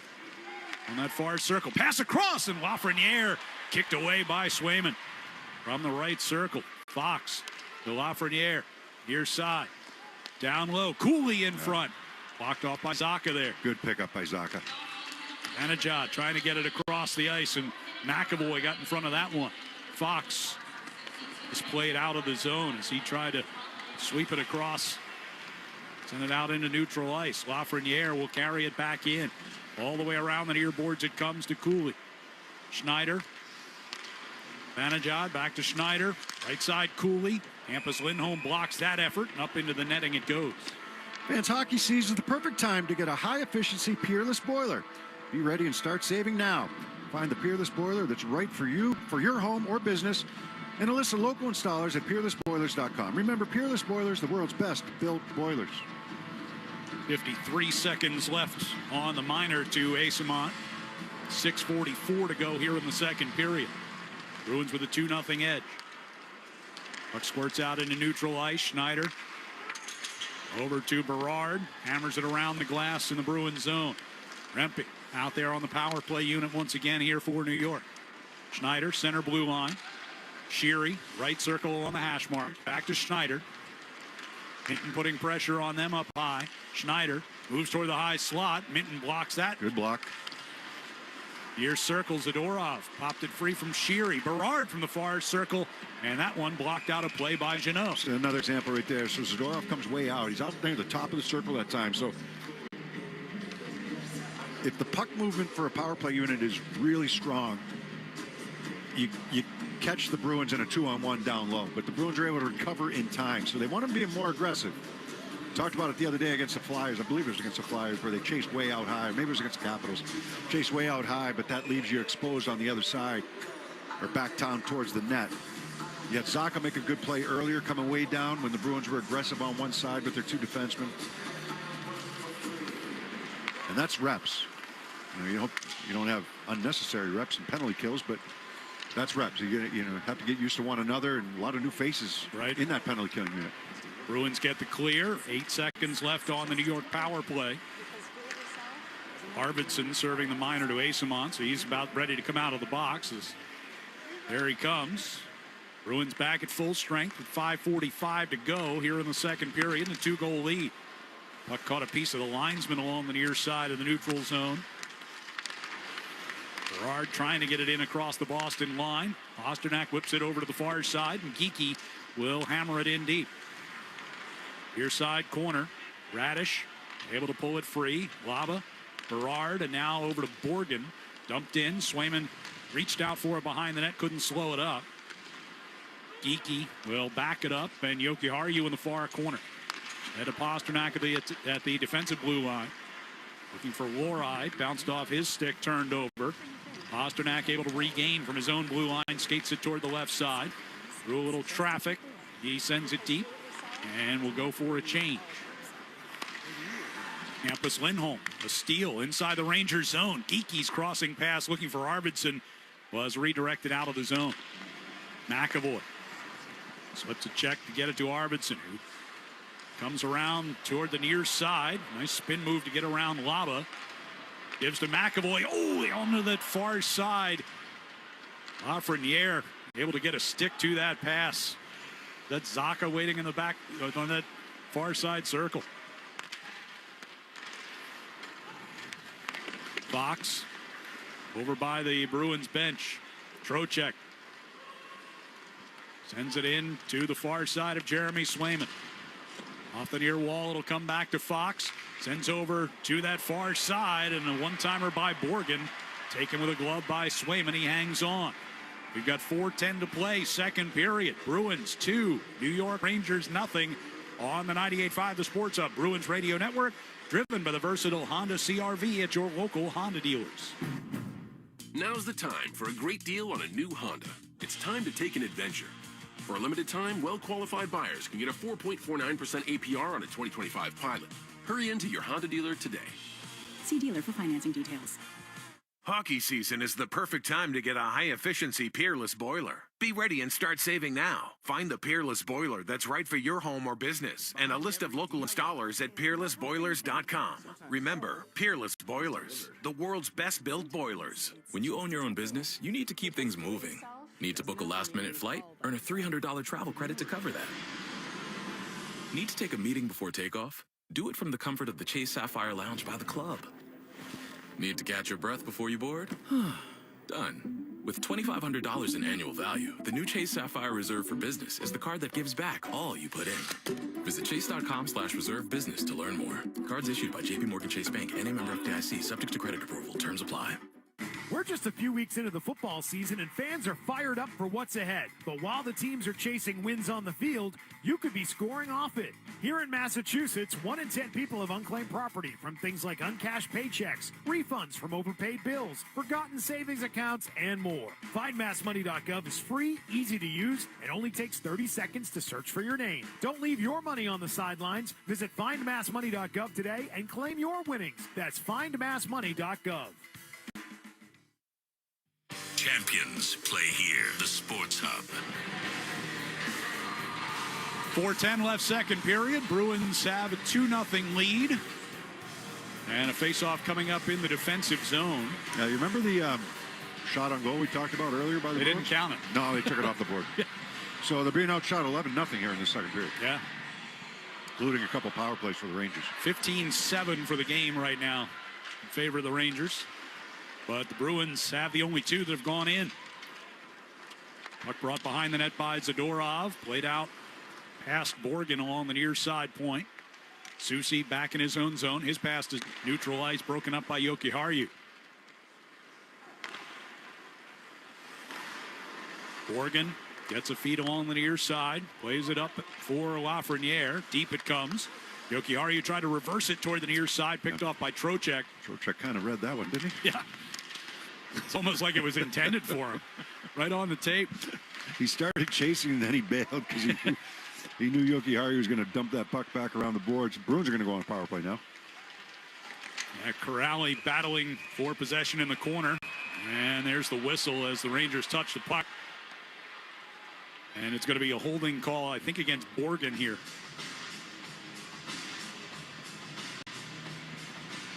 So with 3:23 to go in the second, Bruins will get their first power play chance of the game. Something that Marco Sturm talked about in his pregame chat with the media. They've been working a lot on the power play here in the last 3 or 4 days. 2 minutes. Holding.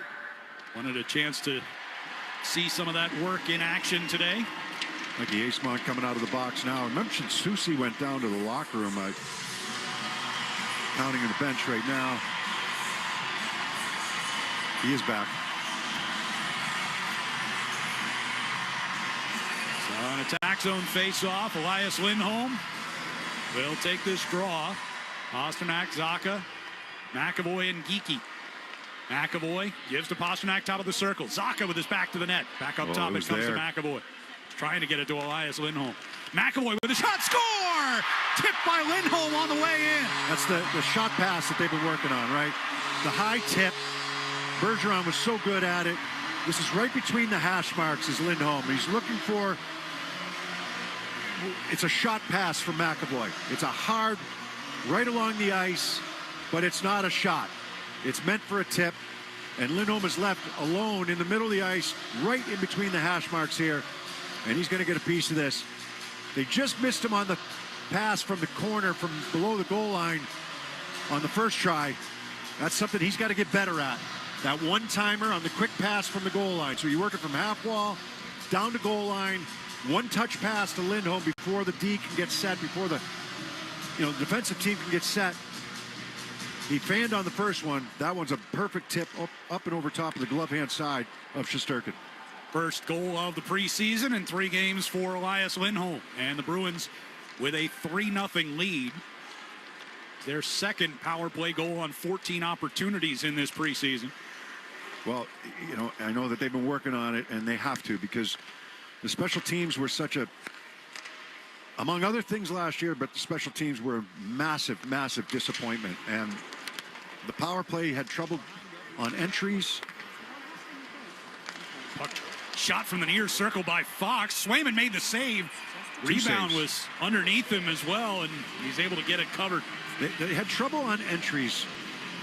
And it was a power play unit that the previous year was very good. The only guy that changed was Lindholm coming in last year. Right. So you had 4 of the 5 guys back from the season before, but they just could not get the puck in the zone too often. And once they did, very deliberate, never really got their footing the entire season. And the same with the penalty killing. A lot of shorthanded goals scored against them. It just, It was downhill all the way for them last year in the power play and the special teams in general. And 29th on the power play, 24th on the penalty kill. They've been a staple in the top 10 of both of those for years. Defensive zone face-off for Minton here with 2:35 to go in the second. Wins the draw. He's able to lift it up the near side. Asamon giving chase, but Susi got to it first. Ricochet deep into Ranger territory here. Susi lifting it out into neutral ice, and a bouncing puck chased back into his own zone by Jeannot. Off the near boards past Minton. Vakanainen's got it for New York. Up in from center ice. Susi got it on goal. Swayman got it off into the far corner. Minton battling against Edstrom over there. Now carried out. Asamon up the right side. Trying to lead Jeannot. Jeannot's backhander toward the net was forced wide by Vakanainen. Zadorov. Near side for Minton. From the red line, a dump in. Shesterkin stopped it at the back of the net with 1:45 to play in the period.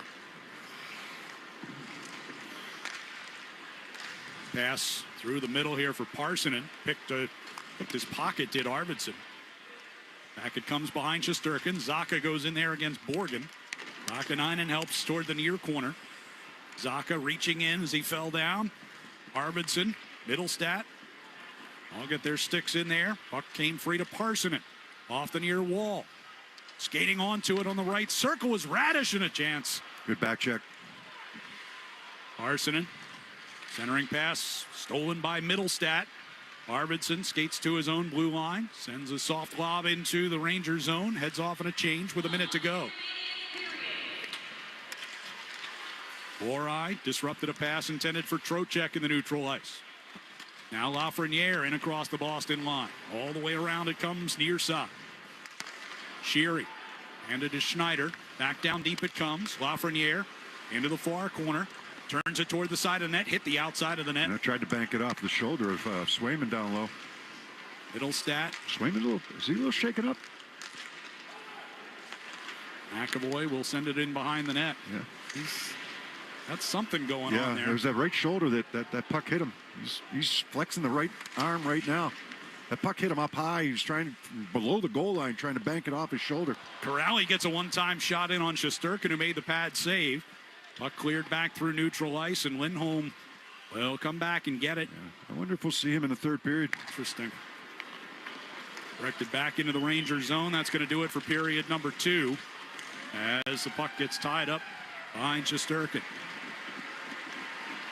So a 3-0 lead for the Bruins at the end of 40 minutes. And we'll keep our eye on Jeremy Swayman as he heads back toward the locker room. Hopefully nothing too much to talk about there.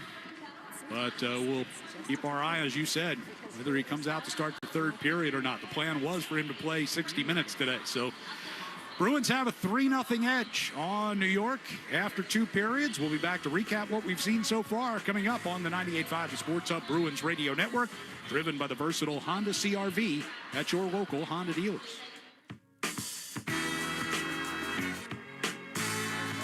When life throws you a curveball, trust Catches Law, New England's hometown law firm. With over 4 decades of success and a local team that truly cares, let Catches Law fight for you. Remember, there's no fee unless you win. Visit catcheslaw.com to schedule your free consultation today.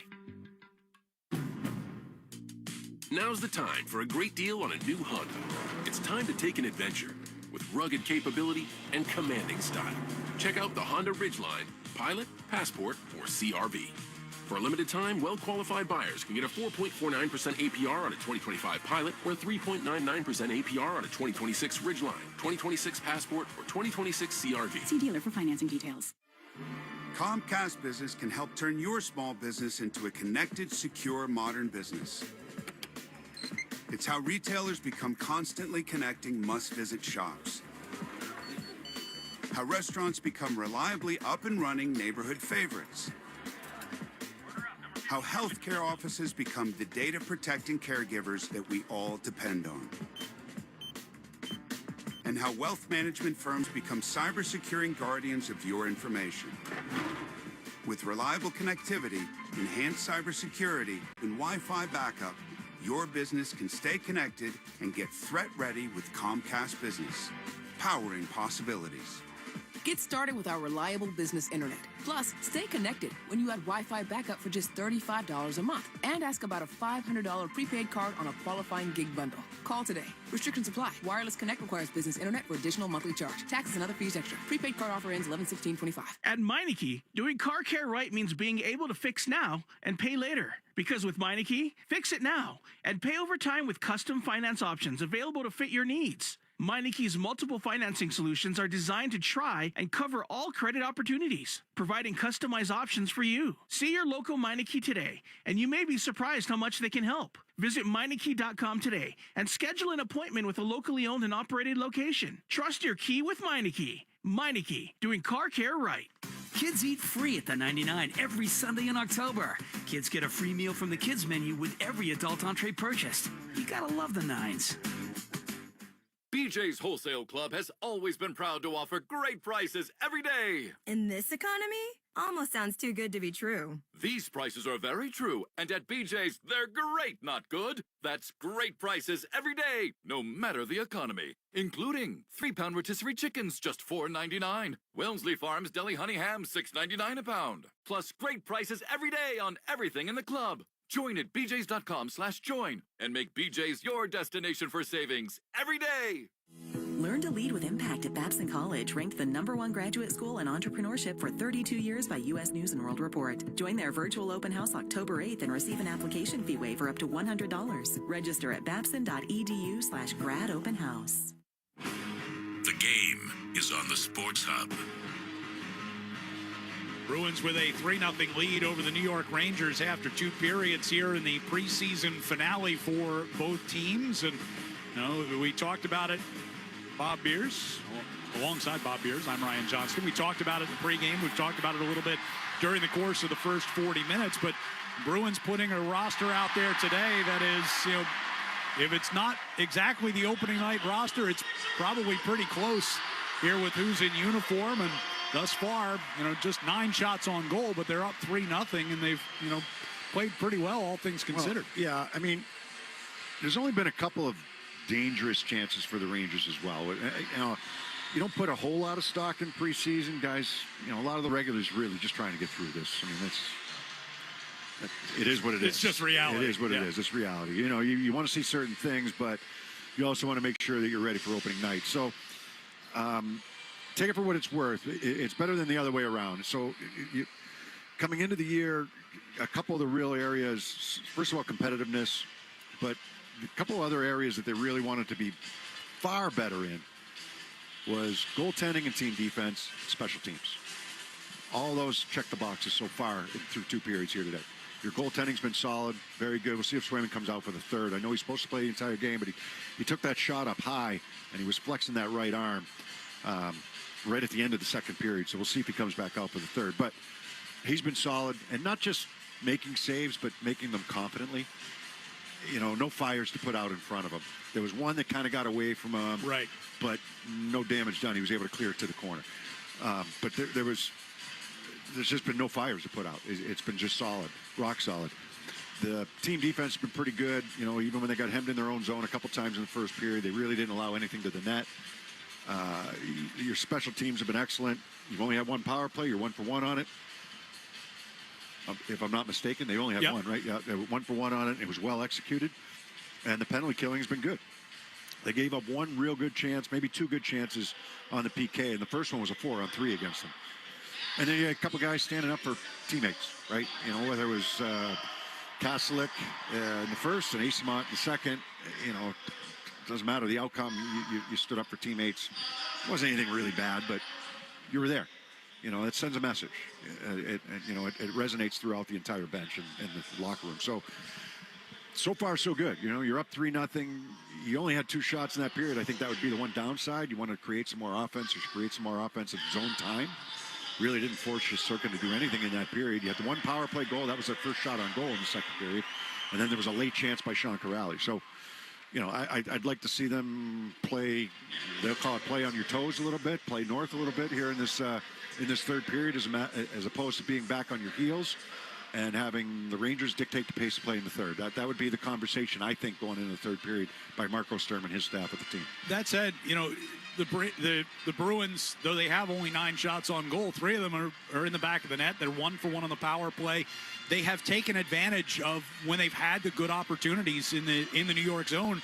They're burying the shots against, pretty good goaltender in Igor Shesterkin. Yeah, the 2 of them were point blank in the first period, right? In the third one, you have no chance on. That was a power play. It was a perfectly executed play, right? The Pastrnak draws, a guy or two to him over on that right wing circle. He makes the backhand no-look pass to McAvoy because he knows he's back at the point, and McAvoy shooting with a purpose. It's a pass, but shooting with a purpose, finding the stick of Lindholm on the high tip. You're going to have a guy down around the front of the net, but Lindholm's going to be they call him the bumper, right? But he's going to be in between the hash marks in that situation, getting the shot pass from McAvoy. And all he has to do is redirect it the proper way. He's got to angle his stick, angle the blade the proper way, and he does it perfectly, getting that puck up and over the shoulder of Shesterkin. He missed on the one-timer.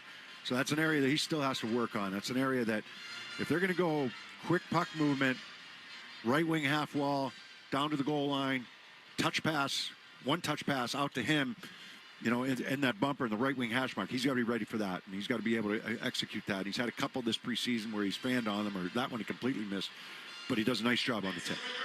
So the Bruins use that power play goal to build a 3-0 lead after 2 periods of play. And the goal scoring in the first period, it was 5:55 into this one that Nikita Zadorov scored his second of the preseason, both coming against the Rangers, by the way, on a setup by Fraser Minton and Morgan Geekie getting the secondary assist on that to make it 1-0. Bruins would extend the lead to 2-0 on a goal by Zacha, set up by Casey Middlestat and Victor Arvidsson at 14:39 for Zacha, his first of this preseason. And the Bruins led it 2-0 after 1, and then that power play goal from Elias Lindholm that Bearsy was just talking about, his first of the preseason from McAvoy and David Pastrnak assisting at 16:48 of the second on the man advantage. And that has the Bruins up 3-0 after 2. Shots on goal totals through 2 periods are 18-9 in favor of the Rangers. And in that second period, New York had a 13-2 advantage, but it's all Bruins on the scoreboard.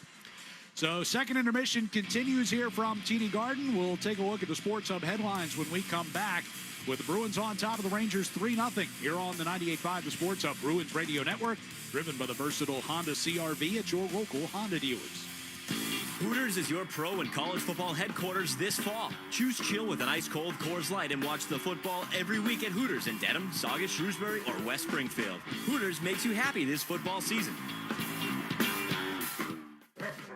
Quiet, Nelson, I'm telling them. Remember to get your boilers and tankless water heaters serviced and checked before it gets cold. Book your appointment now at superservicetoday.com. Whether I'm heading to a game, the airport, or out with friends, to get where I need to be in comfort and style, I rely on the pros at A+ Coach. Anthony and his team at A+ Coach offer world-class personal transportation services with the best fleet of luxury vehicles anywhere in Massachusetts, all at an affordable price. Next time you're heading to a game, heading to Logan like I do, or heading to Boston for a night out, leave the driving to A+ Coach. For reservations and more, visit apluscoach.com or call 781-THE-LIMO. That's apluscoach.com or 781-THE-LIMO. And to get the best rate, tell them so sent you.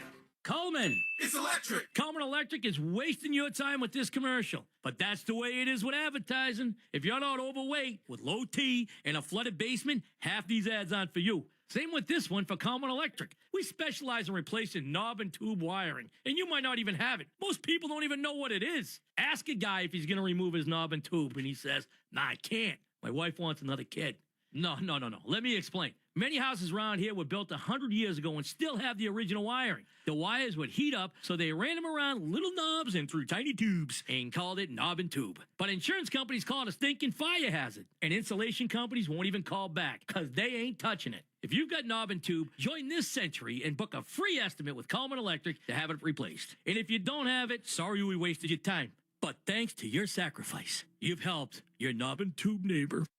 Can I get a tissue? Welling up over here. Kuhlman. Call Coleman. It's electric. Have you tried the good stuff yet? I'm talking about Good Stuff Smokehouse, New England's #1 authentic barbecue. This destination barbecue is going to keep you coming back again and again, from fall off the bone ribs, perfectly smoked burn ends, and all the fixings. You got to try the good stuff. Head to goodstuffsmokehouse.com to see the full menu.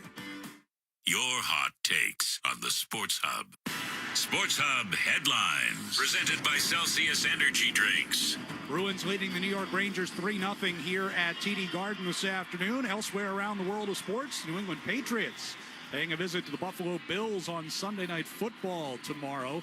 A story out of Indianapolis early this morning. Former Jets quarterback and current Fox Sports broadcaster Mark Sanchez was stabbed in an incident in the streets of Indianapolis early this morning. Fox Sports says Sanchez was hospitalized but is in stable condition. College football today, Bill Belichick's North Carolina Tar Heels getting blown out by Clemson. It is 38-10 was the final score in that one. Major League Baseball playoffs, the divisional series getting underway today. In the fourth inning, the Brewers have a 9-1 lead over the Cubs in Milwaukee. All the other games get going later.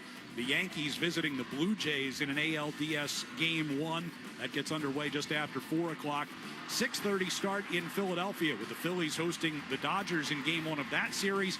And also in the American League, the Tigers at the Mariners. That gets going at 8:38 Eastern Time.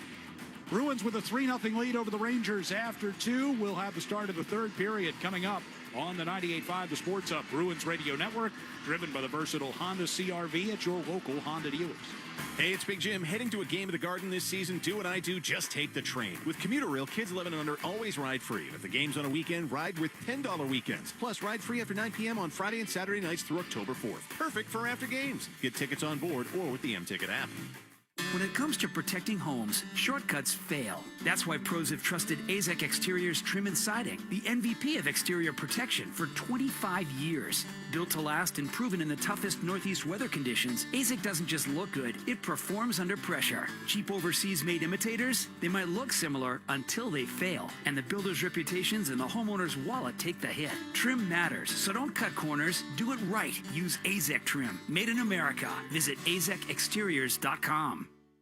Face Off Inside the NHL returns, taking you deeper behind the scenes than ever before. See it all from the star-studded Four Nations Face Off tournament. Us against the world, boys. To the adrenaline of the Stanley Cup playoffs. I'm scared of you guys. With candid interviews and backstage access, experience the sacrifice, the rivalries, and the determination that define NHL greatness. Just when I thought last year couldn't be topped, here we are. A new season of Face Off Inside the NHL. Watch now only on Prime Video.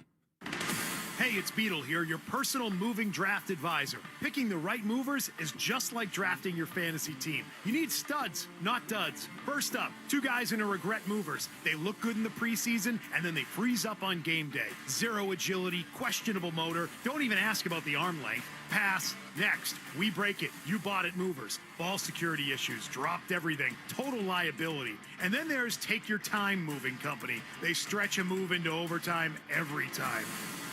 Now, here's your first round lock. DN Van Lines. High floor, high ceiling, clutch in the fourth quarter, elite, fast execution, and no fumbles. These guys deliver, literally and figuratively. Don't gamble your move on a waiver wire talent. Draft the pros. Call DN Van Lines at 1-800-51-MOVER or visit dnvanlines.com. DN Van Lines, Boston's #1 pick for moving season. Trust me, you'll want these guys in your starting lineup. Sewer line problems at your home or office? Don't dig up your property to fix broken or damaged underground pipes. Contact John Sewer and Drain Cleaning for the trenchless pipe lining service that restores your pipes from the inside. Pipe lining means no digging, no heavy equipment, just fast, affordable pipe restoration. Contact John Sewer and Drain Cleaning, trusted by thousands of homeowners across New England for 50 years. Go to johnsewer.com. That's johnsewer.com. John Sewer, we get the job done. Layer on the flavor with the DQ sauced and tossed chicken strip baskets. Now available in new sweet chili or honey barbecue. Only at DQ. Happy tastes good.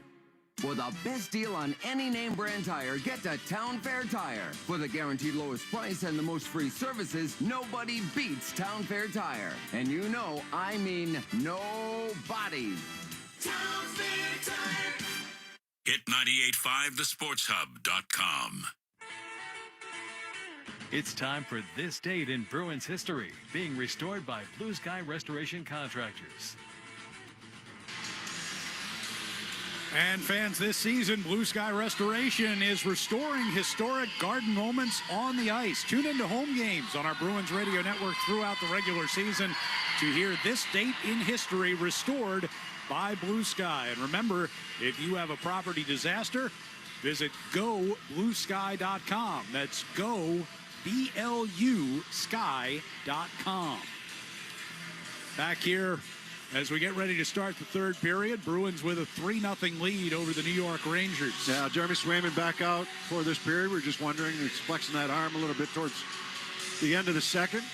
Bruins done a good job keeping most of it to the outside today. Had that one real good chance from Trocheck on the give and go during the 4-on-3 as he was going to the net.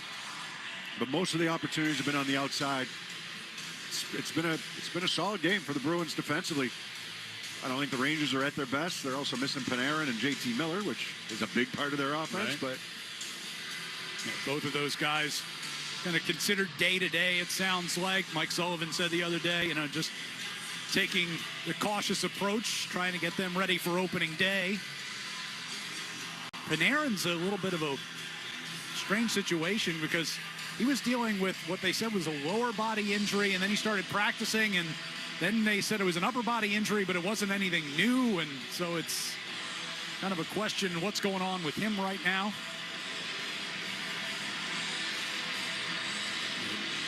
Shots are 18-9 in favor of the Rangers through 2 periods. The attempts in that second period were 28-10 in favor of New York. 45-21 for the game.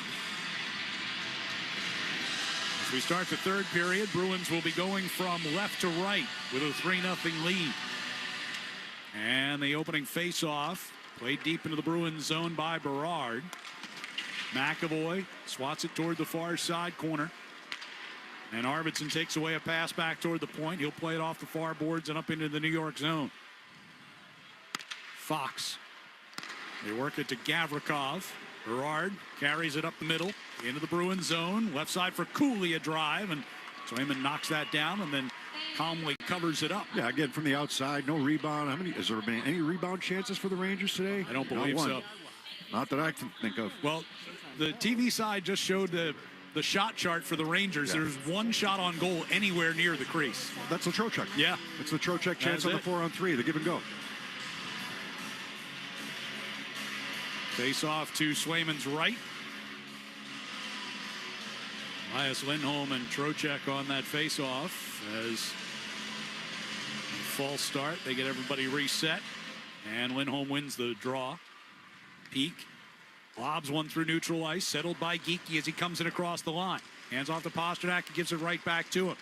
Pasto on the near side, hash marks. Poking it toward the corner. Gonna push it down the wall. Instead, it'll be Sheary for the Rangers. Pass was behind Schneider, had to come back for it. Now he finds Sheary coming into the Bruins zone. Look toward the corner off of Trocheck as Hampus Lindholm was right on top of him. Schneider at the far point. On to Soucy. Into the middle. Lafreniere gave back to Schneider, put it wide on the stick side. Sheary here on a tryout contract. Interesting situation with him. I mean, he walked away from over $1 million with Tampa Bay. He didn't like the situation there. He spent most of the year in the minors. And he walked away from it. And he's here on a PTO.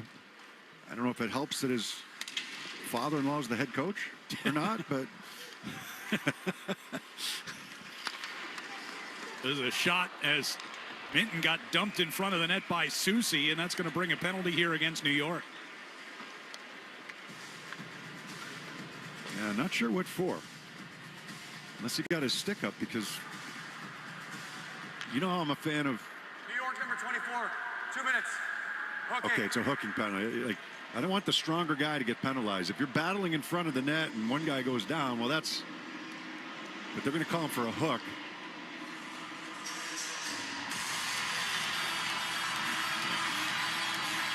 Yeah.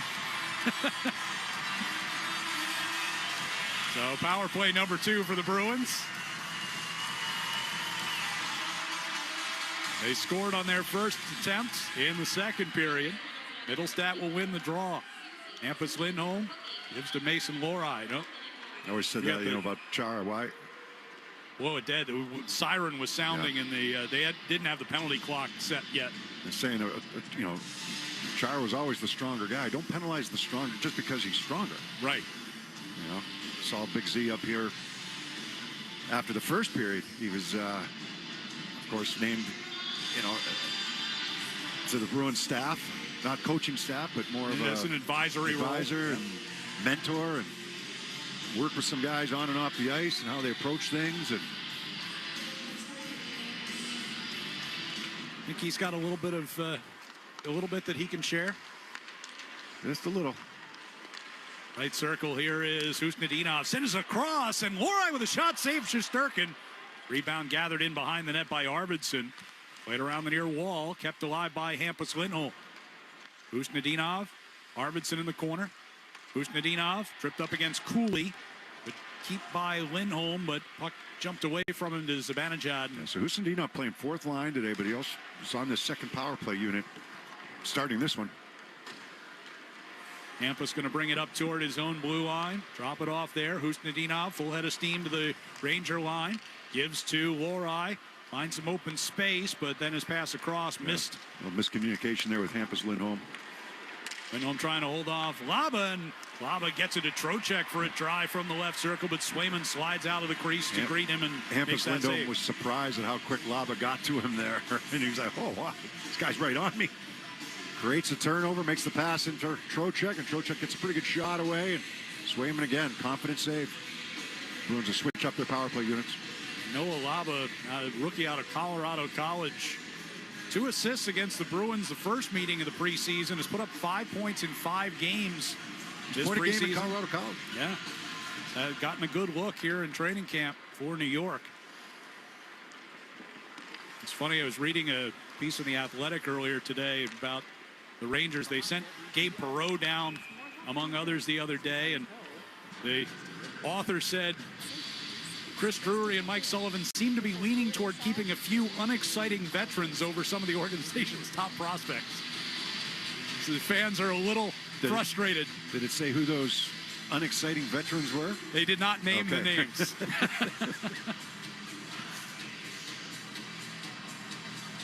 The faceoff coming up in the neutral zone with 57 seconds left on the power play. Top unit comes out here for the Bruins with Pasternak trying to get one towards Zacha, forced off into the corner by Schneider. Pasternak's got a helper today on that power play goal earlier in the second period, but he's doesn't have the same enthusiasm as he had the first game that he played.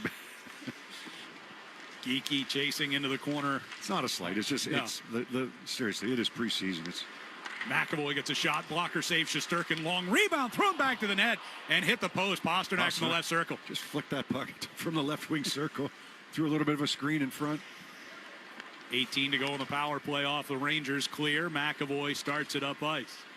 Bruins moving left to right here in the third. Rink wide pass, overshot Geeky, thrown back toward the Bruins net. Swayman had the puck scored away from the trapezoid. Had to get back between the pipes, and a centering pass from Cooley looking for Zibanejad. Comes back to Cooley on that far side, right at the bottom of the faceoff circle. Swayman made the save.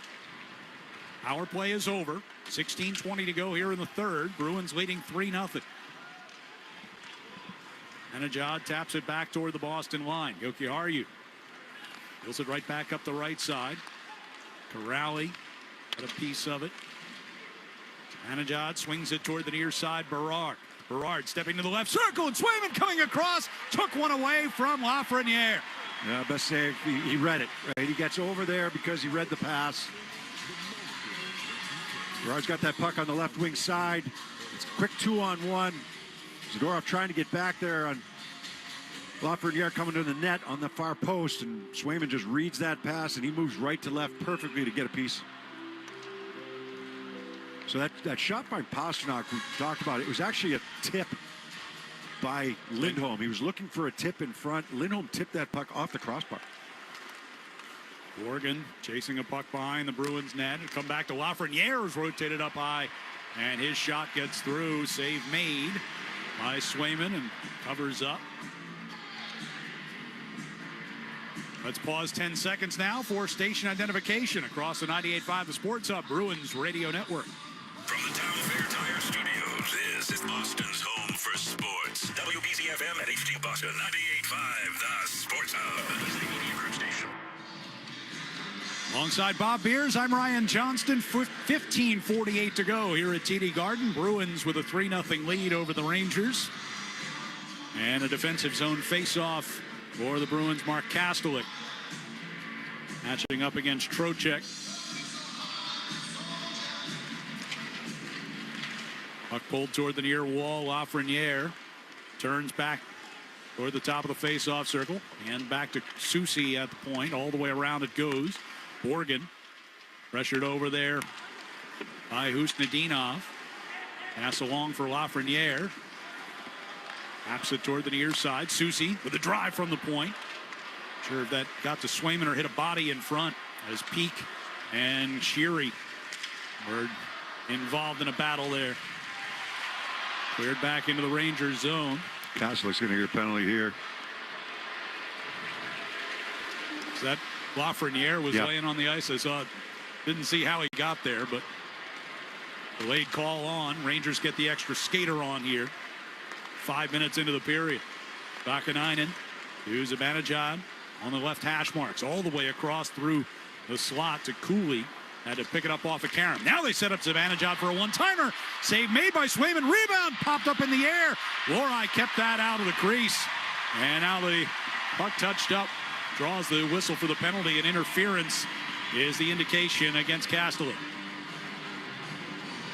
Yeah, they get mixed up right at the blue line, the Rangers blue line. Swayman's been good, huh? Good save there. Got some help from Lohrei as that puck bounced up in the air, but made the initial save. It's the closest thing they've had to a rebound.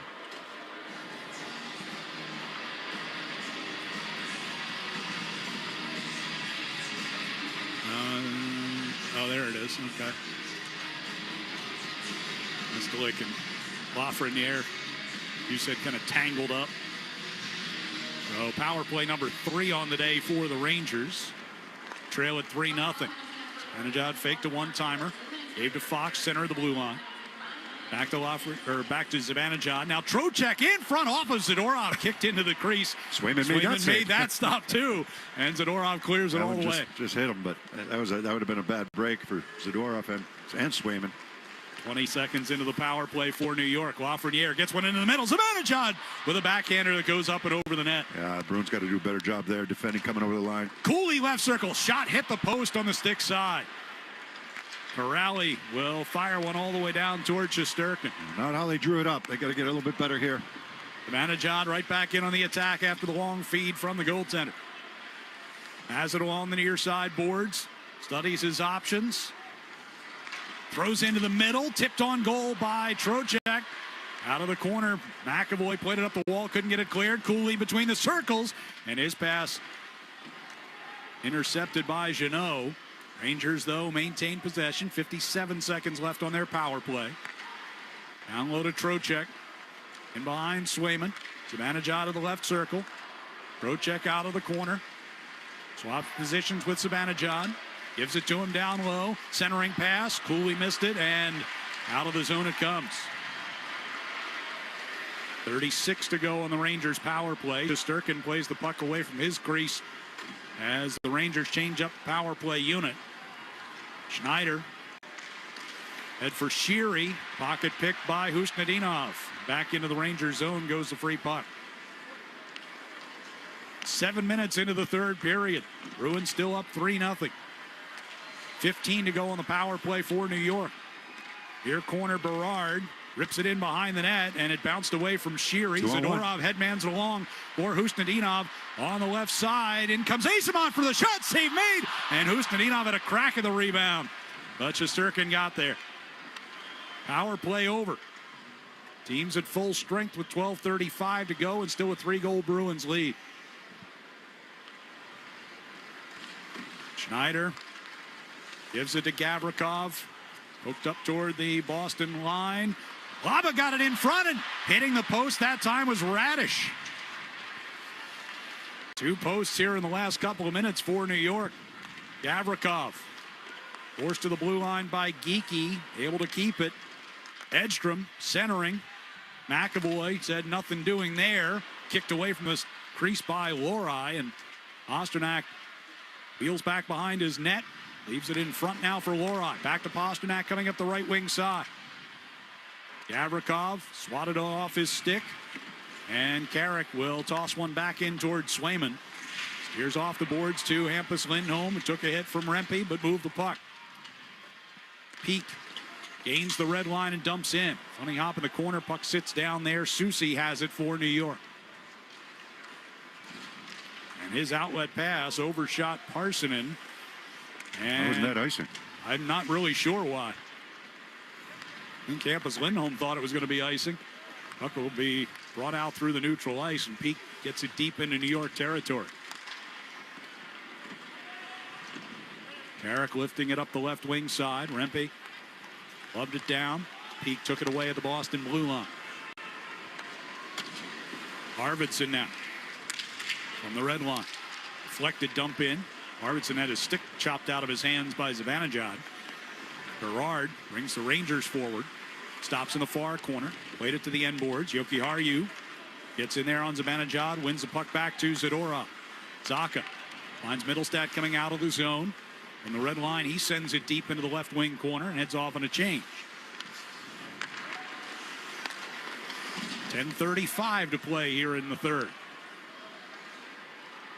Rangers getting some changes as they settle back behind the net with the puck. Fox just standing behind Shesterkin. Now skates it out in the middle. Left side for Gavrikov. Into the middle for Lafreniere coming into the Boston zone. Lohrei relieves him of the puck. McAvoy off the far boards gets it out. And Gavrikov comes back to get a fluttering puck at his own zone. Jeannot picked one off at center ice and dumps it right back in. It gets through Shesterkin behind the net. Trocheck under pressure from Minton. Played it back toward the near corner. Jeannot in there for Boston. McAvoy down to the hash marks as well. Puck is lofted over the head of Kastelik, who was back at the blue line. And now Sheary moving up the left side. Lohrei blocks his shot attempt over the glass. It goes out of play behind Jeremy Swayman. Stoppage with 9:49 to go here in the third period. It's the Bruins 3 and the Rangers nothing here on the 98.5 The Sports Hub Bruins Radio Network, driven by the versatile Honda CR-V at your local Honda dealers. Witches Woods is back. New England's premier haunted hayride and Halloween screen park, featuring 6 fiendishly fun haunted attractions. For more information, visit witcheswoods.com. Hey, it's Hardy. Listen up. Next Day Molding's now open down the Cape in Hyannis. That's right, Boston's go-to for energy-efficient, reliable, gelled-win interior and exterior doors. Just added a 5th store right at Barnstable Road and Charles Street. Go to nextdaymolding.com or stop by Hyannis, Braintree, Woburn, Shrewsbury, or Sharon. Next Day Molding, Boston's and now the Cape's trusted source for gelled-win doors. Route 1 Grill House in Saugus is the place to be. With a 70-person function room and relaxed outdoor dining, it's perfect for any occasion. The best part? The food is irresistible. Baby back ribs, steak tips, seafood, pizza, you name it, they got it. Plus, this football season, enjoy 50-cent wings, and they got the Sunday ticket for every game on Sunday. They also have an extensive martini list and a large selection of draft beer. What more could you want? Located just before Sullivan Tire on Route 1 South, this family spot is one of a kind, so don't get it confused with any other restaurant. Make Route 1 Grill House your next dining destination and tell the Floramo brothers that Joe Murray sent you. This is Bob Sosi, voice of the New England Patriots Radio Network. Tune in Sunday at 8:20 when New England takes on Buffalo. And be sure to stay with us for the Shaw's and Star Market Patriots Radio postgame show immediately after the game. Shaw's and Star Market. Go shopping, get rewarded. Zoe and Beetle, middays on the Sports Hub. The Bruins Ultimate Fan Sweepstakes is back. Enter now for your chance to win 4 tickets to a Bruins home game this season, plus receive a special shout-out during the game. Enter today at bostonbruins.com/ultimatefan. 9:49 left third period. Bruins with a 3-0 lead on the Rangers here in the preseason finale. Yeah, not the way they drew up that penalty kill, right? They've had some chances against them here over the last few minutes. Some of it while killing that penalty. Had some help from the post and certainly some help from Jeremy Swayman on making some big saves. Had that one good rush with the 2-on-1 with Asamont and Husandinov. And Eastmont got a good shot from the left wing side. Dipping shot off the stick of Hampus. Lindholm goes wide of Shesterkin. 28 saves today for Jeremy Swayman in his second preseason appearance. Korpisalo had 2 complete games. Swayman, assuming he finishes this one, will have the same. As Parsonen starts the Rangers out of their zone, gains the red line and shoots the puck around the boards. Zadorov hands to Pasternak along that far side. Slips away from a couple of Rangers, but then turned over to Radish. Pasternak battling along the far boards against Radish to win that puck back. Zadorov gets involved in that as well. Elias Lindholm gave it to Jokiharju and back to Lindholm. Now Geekie from the left wing side. Dump in, stopped behind the net by Shesterkin. He has stopped 9 out of 12 shots down at his end in this game. Zadorov, Pasternak, and now Geekie.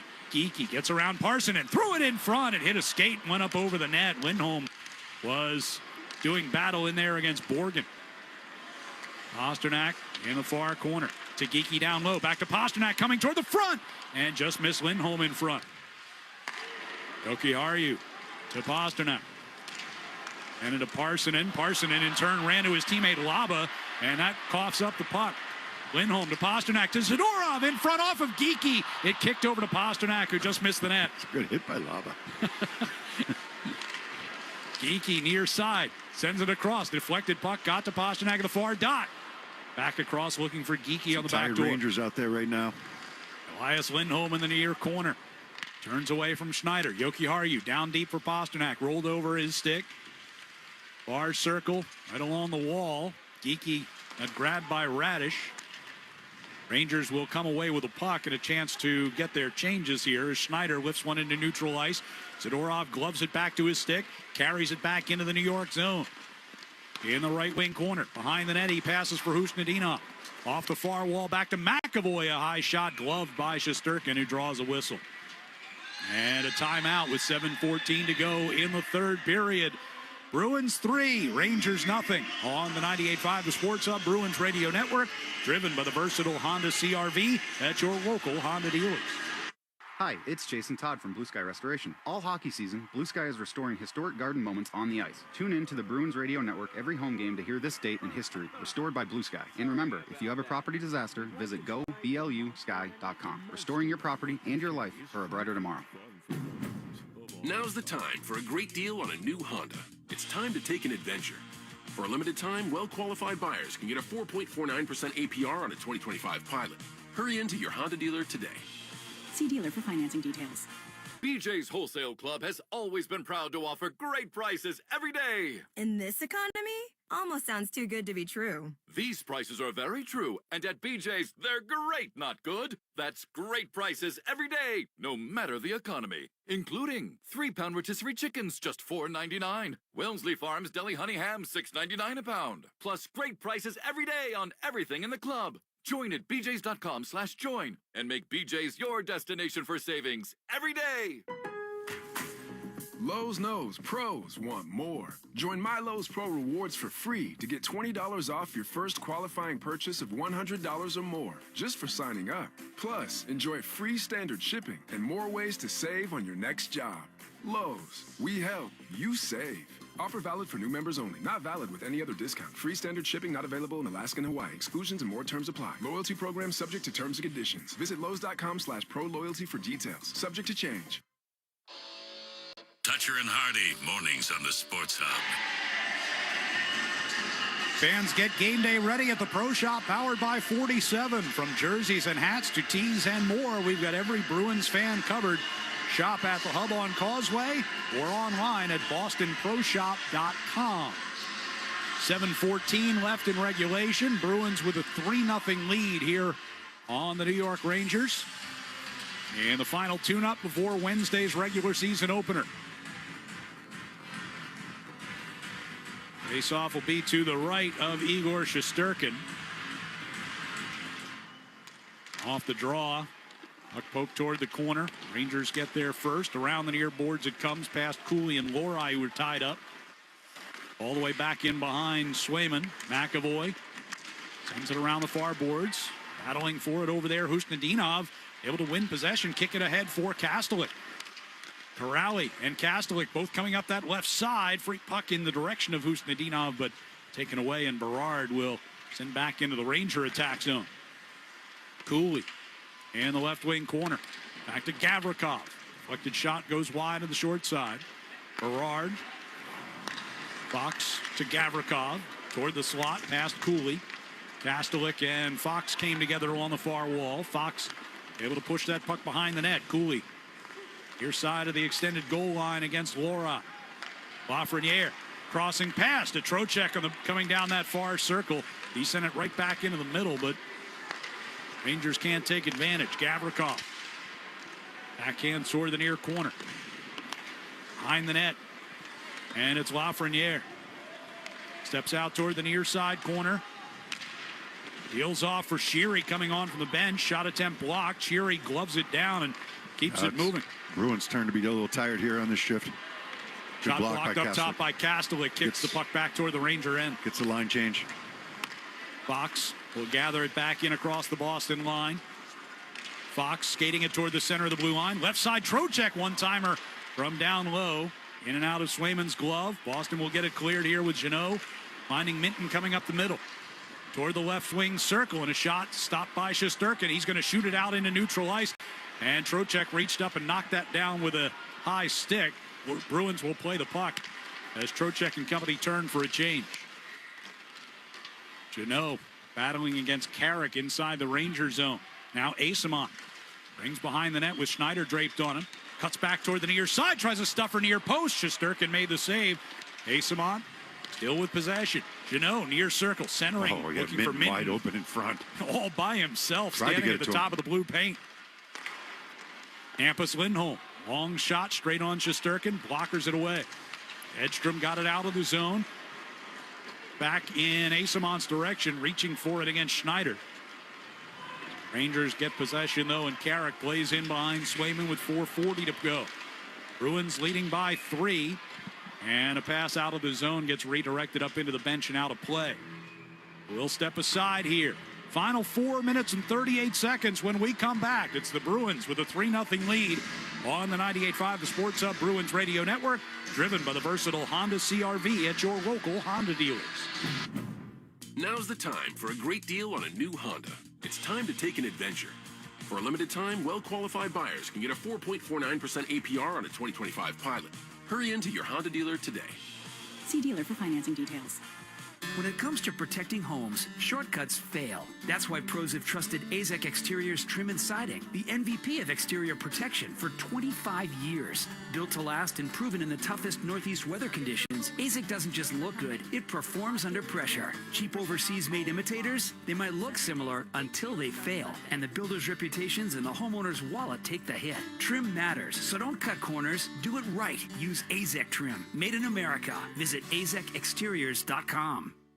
We're just a few weeks into the football season and fans are fired up for what's ahead. But while the teams are chasing wins on the field, you could be scoring off it. Here in Massachusetts, 1 in 10 people have unclaimed property from things like uncashed paychecks, refunds from overpaid bills, forgotten savings accounts, and more. FindMassMoney.gov is free, easy to use, and only takes 30 seconds to search for your name. Don't leave your money on the sidelines. Visit FindMassMoney.gov today and claim your winnings. That's FindMassMoney.gov. Huddle up your team and head to the Nines for the game this Sunday. Tackle 6 packs of bone-in buffalo wings for just $5.99 and full-size apps for just $6.99. Plus a chance to win weekly prizes. You gotta love the Nines. Felger and Maz, afternoons on the Sports Hub. 4 minutes and 38 seconds left in the preseason. Bruins with a 3-0 lead on the Rangers here on home ice. Next time Bruins suit up will be for real. Wednesday night down in Washington, D.C. against the Capitals. Pre-game coverage across the network at 7 o'clock for a 7:30 face-off. And then a home opener the next night, Thursday, against Chicago here at TD Garden. Yeah, tough start, right? Blackhawks will be sitting here waiting for them. Blackhawks got to play Tuesday in Florida, though. It's the beginning of the season. You expect everybody to be fresh, but get ready for the games to come fast. The Bruins open up with 3 in 4 days to get it started. 13 and 22 or 23? 13 and 23. Yeah. He calls the door off here for some kind of penalty.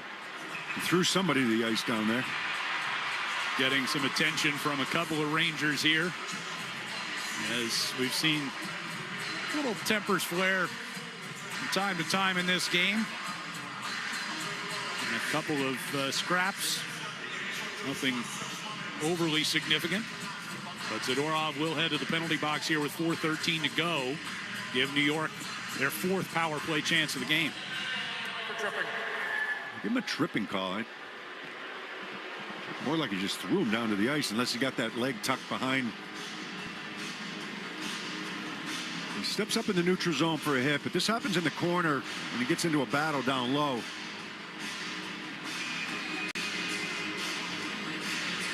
Still waiting for it. It's not a trip. Well, unless he, pulls the guy and gets the leg behind him. You know what I mean? Right. I couldn't tell whether he did that or not. Looks like he just threw him down to the ice. So New York back to the power play here as we approach 4 minutes to go. That was Parsonen. Trocheck walking toward the top of the near circle. Goes down low to Zibanejad. Back to Trocheck. Now Fox straight on shot. And Swayman saw it all the way. Makes the save. No rebound. Fans, hockey season's the perfect time to get a high-efficiency Peerless boiler. Be ready and start saving now. Find the Peerless boiler that's right for your home or business and a list of local installers at peerlessboilers.com. Remember, Peerless Boilers, the world's best built boilers. Should mention that opening homestand. Bruins host the Blackhawks on Thursday. The Sabres will be here on Saturday the 11th for a 7 o'clock start, and then the 1 o'clock game on Monday, October 13th against Tampa Bay. After which the Bruins will embark on a 3-game trip out west. Fox to Zibanejad for a one-timer. Save made. Swayman. Zibanejad got it back along the near side, but was dealing with a broken stick in his way, and now a shot from Fox that redirects in. And the Rangers score on the power play with 3:37 to go to cut it back to a 3-1 game. So this whole starts with Corrali breaks his stick right off the faceoff. Now he's got a decision. Do you get to the bench and get a new stick, or do you just hang out there without one? He's going to go to the bench when he thinks he has a chance. Grab a stick, get back into the play, but the Rangers have full possession. A couple good saves. And eventually this puck is wristed by Fox out at the point. And I think it's Laba that gets it. He's right in front of the net, and it's a redirect. No chance for Swayman on the play. The wrist shot gets all the way through. The only thing I would say was it a high stick? And I think that's what they're looking at right now. We talked about Noah Laba earlier. It's a goal. It will count. Yep. So that's 6 points in 6 preseason games for him, including a pair of goals. He's got 3 points against the Bruins in 2 games. With 3:37 to go, Bruins lead is now 3-1.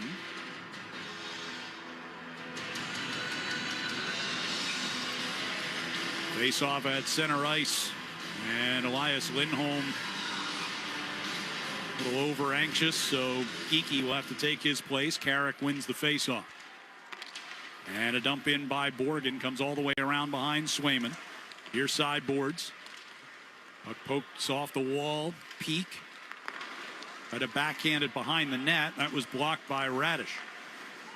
Comes back down low, and Peak steps in front of Radish to win that puck. Forced back into the corner with 3:13 to go.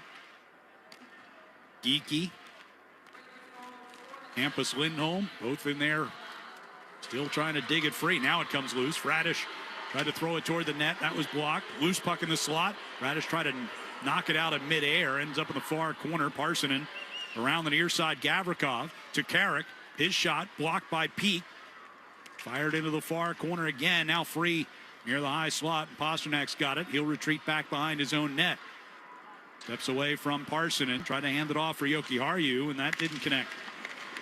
Lafreniere kicks the puck past Elias Lindholm. Shesterkin's headed to the bench for the extra skater here. Zibanejad's pass for Lafreniere, far circle.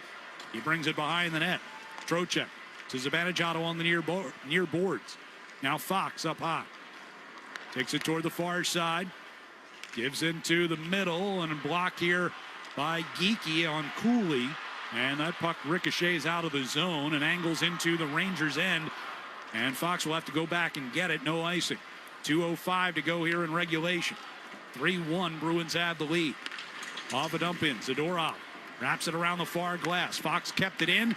Second effort gets cleared by Jeannot, but it goes into the Bruins bench and back on to the ice. So they'll bring the faceoff back inside Boston territory. Wondering if we'll see a timeout here by the Rangers or if they're going to hold on to it. They need 2 goals. Yeah, Mike Sullivan just indicated he wants it now. Offensive zone faceoff, yeah. Going to be able to keep these guys out here, Zibanejad and Fox and company. That's David Quinn behind the bench with the whiteboard out, not Mike Sullivan. Mentioned it when we were in New York, but BU connection down there. Quite a lot of Boston connections behind that bench. Mike Sullivan, of course. David Quinn, former Bruins assistant Joe Sacco. All BU Terriers. College hockey, there was a lot of eyes on BC last night. BC Quinnipiac game. There were 7 Bruin prospects in that game. 5 for BC and 2 for Quinnipiac. There's also the Penn State debut of McKenna. Yeah, I didn't hear about that. How did that go? He had a couple of assists in that game. Yep. Supposed to be the first overall pick coming up in this year's draft. Next summer's draft. The game found its way onto NHL Network last night. The interest very high on that young man. So face off here to the left of Jeremy Swayman with 1:56 to go. 6-on-5 manpower advantage for New York with the goaltender pull. Sean Corrali going to match up here against Vincent Trocheck on the faceoff. Linesman takes a look around, makes sure everyone is set, drops it. Fox keeps into the far side of the blue line. Zibanejad, bad pass into the middle, taken away by Jeannot. Got it out of the zone, and then it was knocked back into the Rangers' end. Circled back to get it was Lafreniere. Through the neutral ice. Zibanejad got tripped up coming to the attacking blue line, and looked volleyed back toward the New York bench. Baba had it knocked off his stick. Zadorov shoots and scores! From his own blue line, Zadorov shoots into the empty net. His second of the game and his third against the Rangers in 2 games in this preseason. Yeah, kind of measured that up. First of all, the Bruins do a nice job back checking through the neutral zone there. Forced the turnover. Zadorov's got time and space right in front of the Bruins bench. He's not at the red line, but why not? You know, it's not a hard shot from there. He's got plenty of time to measure it. He's just got to get it past a couple of Rangers. So up and over top of them, it looked like. Yeah. So under 90 seconds to go. Bruins lead once again is 3. 4-1 the score. As Yoki Harju will play one around the defensive zone to Kastelik. Helped in a neutral ice. Husnudinov trying to get around Borgen. Borgen turns and gives him a little forearm shiver. They get tangled up along the end boards as Husnudinov loses his stick. Rempe will bring the Rangers back the other direction. Yoki Harju goes back to play it. Gets sandwiched between Carrick and Rempe. Husnudinov gets the outlet pass. Cross ice for Kastelik against Vakanainen far side. Kastelik takes a bump from Rempe.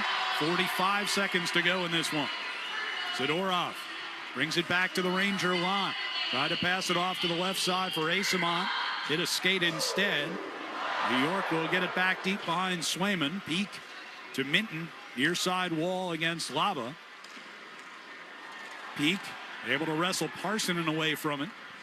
24 seconds to go. Zadorov and Peak. Near side, puck came popping free. Radish looking to find Vakanainen coming down the right circle, and his centering pass knocked away by Peak. Jeannot will carry it out. Final 10 seconds ticking off. Jeannot plays it deep into the Rangers zone. Centers for Minton for one last shot. That was blocked. And the siren will sound and bring an end to the preseason as the TD Garden crowd salutes the Bruins on a 4-1 victory and a 4-1-1 record in the preseason as we get ready for opening night on Wednesday.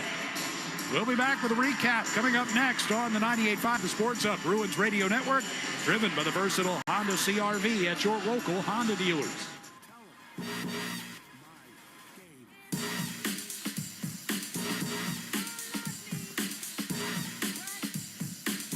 Jim knows the value of hard work and smart protection.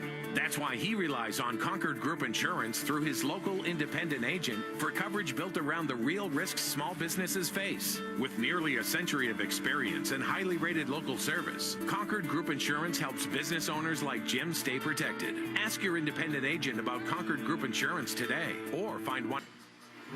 Comcast Business can help turn your small business into a connected, secure, modern business. It's how retailers become constantly connecting must-visit shops. How restaurants become reliably up and running neighborhood favorites. How healthcare offices become the... Wireless Connect requires business internet for additional monthly charge. Taxes and other fees extra. Prepaid card offer ends 11/16/25. Hey, it's Felger here. Football season is back, and Surfside Iced Tea and Vodka and Surfside Lemonade and Vodka is bringing you your tailgate must-have. There's nothing more refreshing than an ice-cold Surfside to enjoy while you cheer on your home team. Made with real vodka and real brewed tea, Surfside is only 100 calories, 2 grams of sugar, and 0 bubbles. That's right, no carbonation. Yes, I and Type R. The Pats play on the Sports Hub. Bruins victorious here on home ice today, 4-1 in the preseason finale, and now we'll turn our attention toward the roster cuts that will be made tomorrow afternoon and then on to the regular season on Wednesday night. Yeah, I mean, look, 4-1-1 record, you take that as opposed to the other way around. You don't take much stock in preseason, but when you look back at last year's preseason, it was really disjointed. Yeah. They didn't play well, but no one was really worried. They played a lot of games. They didn't have a lot of practice time. It was a really kind of a strange camp, I thought, anyhow. And I think they agreed in hindsight. Yeah, the coaches and management thought the same thing. In hindsight, yeah. And this year was more kind of structured. It was more settled. One less game. They've got now, you know, if they don't practice tomorrow, you got 2 full days of practice before your first game. They've had some good practice time. So there's been more time spent in those areas, and you know, with a new coaching staff or at least a new head coach coming in, and you know, one new assistant, but trying to work on some different things and a lot of new faces. You know, the potential to be a lot of new faces in Wednesday's lineup.